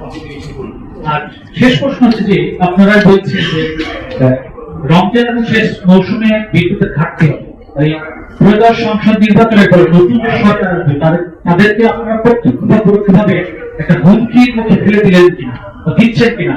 মানে এই সরকার আমরা একবার বৈশাখে শাটডাউন হয়েছিল, তার মানে আপনারা যে রেটটা দিচ্ছেন আসছে সরকারকে, এই শেষ মৌসুমে আসলে কতদিন বিদ্যুৎ মানে লোডশেডিং থাকতে পারে? আপনারা যেহেতু পাওনা না পেলে বলছেন, এই সম্পর্কে যদি একটু আমাকে কিছু বলতেন। ধন্যবাদ। আমি বলি আপনি আপনার হলো 7 মাসের বেতন বাকি, আপনি আপনার এমডির কাছে যে মাথা তুলবেন আর আপনি আমার না স্যার আমার পক্ষে কাজ করা সম্ভব হয় না। Do you think it's a threat? আপনি 8 মাসের বেতন পান না, আপনার এমডির সামনে যে খুব পোলাইটলি আপনি বলছেন যে স্যার 8 মাসের বেতন বাকি, স্যার আমার পক্ষে সম্ভব নয়, আমার বাচ্চা আছে স্কুলে বেতন দিতে পারে না। Do you consider this a threat? Please answer, আমি আপনার কাছে আনসার শুনতে চাই। না, বিকজ এই যে বলুন যে এই কোশ্চেনগুলো আপনাদের সাংবাদিককে দায়িত্বশীল কোশ্চেন করতে হবে। 8 মাসে 9 মাসের নাকি আমার বাকি, আমি আপনাদেরকে ডেকে নিয়ে এসেছি, আপনি বলছেন যে why do you ask this type of question? আপনি আমার সঙ্গে থাকা উচিত যে হ্যাঁ আসলে আপনাদের পেন আমরা বুঝি, এটা থ্রেট না, এটা রিয়েলিটি। আপনারা কেন বুঝবেন না? কেন আপনারা বুঝবেন না? আপনারা বুঝতে কেন চাইবেন না? আমি আগামী গভর্নমেন্টকে থ্রেট দিচ্ছি, no, this is the real scenery. আমি দেখাচ্ছি যে তারা আমরা বরিশাল পাওয়ারকে কাটেনি অন্য কোম্পানিকে। আপনি এখন প্রেজেন্টেশন দেখলেন না? Why do ask this type question? Please, আপনি যখন কোশ্চেন করবেন, দায়িত্ব নিয়ে কোশ্চেন করবেন, কোশ্চেনের মধ্যে এটার মধ্যে যথাযথ আছে কিনা। আমি উল্টা পাল্টা অনেক কথা বলতে পারি, এর মানে এই না একজন একটা কথা বললো, মানে ফেসবুকে বলে দিল যে ডেভিড সাহেব এত টাকা চুরি করছে, এত টাকা ব্যাংক লুট করছে, ওই রেফারেন্স আর এক সাংবাদিক গুলো আরম্ভ করে দেয় উমুকের রেফারেন্সে। Please stop this kind of thing. এই দিন শেষ, ওই দিন শেষ। এখন ওই ভাবে আপনারা জার্নালিজম করতে পারবেন না। B fair. It's very unfair যে আপনি আমাকে এই কোশ্চেন করলে আমি থ্রেট করছি। টু অ্যাভয়েড দিস থিং, আপনার বললাম যে এই জিনিসটা অ্যাভয়েড করার জন্য আমরা আজকে ইয়ে করছি, যেন গভর্নমেন্ট, বিএনপি গভর্নমেন্ট আসুক, জামাত গভর্নমেন্ট, তারা যেন মনে না করে আমরা তাদেরকে ফার্স্ট পয়েন্ট ফেলে দেবো। বিকজ এটা তাদের প্রবলেম না, এটা এই যে এক্সিস্টিং যে গভর্নমেন্ট তারা এই জিনিসটা করে গেছে এবং আমরা আগাম আপনাদের মাধ্যমে এই মেসেজটা দিতে চাই। আপনি বললেন ভেরি আনফর্চুনেট, সরি। আপনার একটা কোশ্চেন বলি, যদি বলেন আপনার সাংবাদিক, যেহেতু আপনি যেহেতু আপনাকে এগ্রেসিভ নিয়ে আনসার করছি, 14,000 কোটি টাকা বললেন, আপনি কেন জানেন না যে 14,000 কোটি টাকার সঙ্গে তিতাসের কোনো সম্পর্ক না? উই সেড এই চোখ তিতাস হলো গ্যাসের প্ল্যান্টের জন্য, আপনার জানা দরকার ছিল। তো before you ask the question you need to do your homework. আমরা এখানে আজকে কথা বলছি এইসব প্ল্যান্টের তেলের বিলের জন্য, গ্যাসের বিলের জন্য না। তো আপনি গ্যাসের কথা বলতেন, কোশ্চেন করতে পারেন। যে বুঝবে না সে আচ্ছা তাই তো তিতাসে আপনারা এত হাজার কোটি টাকা বাকি, অ্যাটলিস্ট 1% দিন। নো প্লিজ, আমি এটা বলুন যে আপনি আপনাকে বোঝা উচিত যে কোশ্চেনটা করবে এটার জন্য আপনি হোমওয়ার্ক করেছেন কিনা। না করে প্লিজ কোশ্চেন করবেন, আপনার সিনিয়রদের কাছে জিজ্ঞেস করবেন। বিকজ আমি আবার বলছি, যদি হলো আপনারা যে কোশ্চেনটা আপনার দায়িত্ব নিয়ে কোশ্চেন করতে হবে। আপনি যে বলেন আমি আপনাকে হেনস্থা করতে চাই, আপনার রাস্তার টোকায় হলো আমার গাড়িতে একটা হেলমেট ভাঙতে পারে, কিন্তু রাস্তার টোকায় না। বাংলাদেশের পক্ষে সম্ভব না আমরা যে গাড়িগুলো তুলে ওই গাড়িগুলো তৈরি করা। তো খারাপ কাজ করা খুব ইজি। আপনি এটা তুলে মারেন, আসার এখন ভেঙে যাবেন। আপনি ইফেক্ট 6 মান্থস টাইমে আপনি তৈরি করতে পারবেন না। তো খারাপ কাজ করা খুব সহজ, মনে রেখেন। ভালো কাজ করা অনেক কঠিন। Hello, G please. G, Sajjad business standard থেকে বলছি। সার্জারি করি আমি একটু ন্যাশনাল রিভিউ কমিটির কিছু অবজারভেশন নিয়ে বলছি। সেটা হচ্ছে আওয়ামী লীগ সরকারের যে পাওয়ার ডিল গুলো হয়েছে, আপনি নিশ্চয়ই জানেন, এনআরসি করা হয়েছে, সেই পাওয়ার ডিল গুলো রিভিউ করার জন্য। তো ওখানে আমার কোনো পার্সোনাল আমি কোনো জ্ঞান দিব না, অ্যাসেসমেন্ট দিব না। সেটা হচ্ছে তাদের কথা কোন আনপুট করছি। এই ন্যাশনাল রিভিউ কমিটির যিনি কনভেনার, ফরমার বিচারপতি মনিরুল ইসলাম চৌধুরী, উনি রিভিউ ওই রিপোর্ট প্রকাশের দিন একটা কথা বলেছেন। সেটা হচ্ছে পাওয়ার ডিল যে পাওয়ার ডিল গুলো হয়েছে গত আওয়ামী লীগ সরকারের আমলে, based on cronyism and kleptocracy, and those power plants are heavily tilted towards sponsor. আপনারা দেশি বিদেশি যারা, তো based on their assessment তারা আরেকটা রিকমেন্ড করেছে সরকারকে, সেটা এই পাওয়ার প্ল্যান্ট এই ডিলগুলো যাতে রিনেগোশিয়েট করা হয়। As a part of it আপনারা যারা আদানির সাথে কিন্তু একটা যে লিগাল কাউন্সিল অ্যাপয়েন্ট করেছে, ওরা আগে আদানিকে দিয়ে শুরু করা, তারপর হচ্ছে আমাদের এখানে লোকাল যারা সবগুলো যাতে রিভিউ করা। আমার প্রশ্নটা হচ্ছে এই যে যেটা বললো প্ল্যাটফর্মেসি এন্ড ক্রনিজম, সেটার ব্যাপারে আপনার মতামত কি? যেহেতু you are one of the major stake holders, আপনার স্পন্সর, ইটস এ ভেরি টেনিং ক্লেম রাইট এগেইনস্ট ইউ। আর হচ্ছে যেই রিনেগোসিয়েশনের যে প্রস্তাবটা আপনারা রিকমেন্ড করেছেন, সেটা আপনারা নেক্সট গভর্নমেন্ট যদি রিনেগোসিয়েশন প্রসেস স্টার্ট করতে চায়, আপনাদের রেসপন্সটা কি হবে? Thank you. First of all, যেটা আমি এর আগে বলছি, বারবার বলছি, আমাদের মধ্যে যদি কোনো কোম্পানি কোনো ডিল যদি লিগাল প্রপার না হয়ে থাকে, যেটা এভিডেন্সের রাইটস এবং শুধু আপনাদেরও রাইটস যেটা খুঁজে বের সব ডেটাগুলো বের করেন, এবং এই ব্যাপারে আমাদের থেকে মানে আমরা মেম্বাররা অবশ্যই আপনাদেরকে সহযোগিতা হবে। এবং এটা আমি আবার বললাম, এটা কিন্তু আমি কোনো অবস্থায় অস্বীকার করি না। মানে আমার গার্মেন্টস ফ্যাক্টরি অনেক গার্মেন্টস ফ্যাক্টরি আছে যারা বেতন দেয় না, ওভার টাইম দেয় না। চা বাগানে অনেক চা বাগান আছে তারা ঠিক মতো দেয় না। তার মানে বলতে পারি যে না সবাই একেবারে ফেরেস্তা, নো, সবাই ফেরেস্তা না, হতে পারে। আমি তো বললাম বারবার এই কথা আপনাদের নিয়ে কথা বলা না বলা উচিত, তাই না? সবাই সব কোনো অর্গানাইজেশনে কোনো প্রফেশনালে যে ফেরেস্তা সবাই থাকে না। So I admit it, I accept it, এটা অবশ্যই আছে। সেকেন্ড থিং হলো নেগোসিয়েট কথা বলতেন, যদি গভর্নমেন্ট হলো এটা নেগোসিয়েট করে এবং অ্যাজ পার কন্ট্রাক্ট যদি করতে পারে, আমাদের তো কোনো আপত্তি থাকবে না। আমি আপত্তি কেন করবো? আমার আপত্তি হলো যদি হোমজিক্যালি করে, তাই না, যে এখন আমার দলের বন্ধু দিয়ে বলে তোমার এটা করতে হয়েছে, এটা আমার আপত্তি, এটা আপনারা আমাদের সঙ্গে থাকবেন। But as per contract government যদি নেগোসিয়েট করে, এই নেগোসিয়েট করার স্কোপ থাকে, অবশ্যই করবে। আমরা আমাদের কোনো ইয়ে থাকবে না, লিগেল তারা আমাদের করতে পারে, মানে there is no way। But এই যে আপনি দেখবেন যে এই ব্যাপারটা, এটা কি লিগেল তারা করতে পারে? এবং প্রেসিডেন্ট যে বরিশালে করে, আমি যেমন বন্দুক দিয়ে তার করবো, আমি করে গেলাম, সাইন করে গেলাম, কালকে থেকে আমি নাই, বাস আমরা এখন মারপিট করি। যদি গভর্নমেন্ট হলো লিগালি আমাদের পক্ষে অ্যাজ পার কন্ট্রাক্ট যদি নেগোসিয়েট করতে চায়, করার স্কোপ থেকে অফকোর্স আমরা কোনো প্রবলেম। আমরা যেই পজিশনে আসছি আমাদের পক্ষে সম্ভব না, অ্যাটলিস্ট আপনাদেরকে জানিয়ে যাই ইলেকশনের পরে গভর্নমেন্ট আপনাদের মাধ্যমে আগামী গভর্নমেন্টকে যে তারা আমরা এই সিচুয়েশন আছে, তারা যেন ভুল না বুঝে যে আমরা তাদেরকে বেকায়দা ফেলার জন্য কোন পদক্ষেপ নিচ্ছি। এই জন্য Last 2 3 supply on your table, please wait for 5 minutes.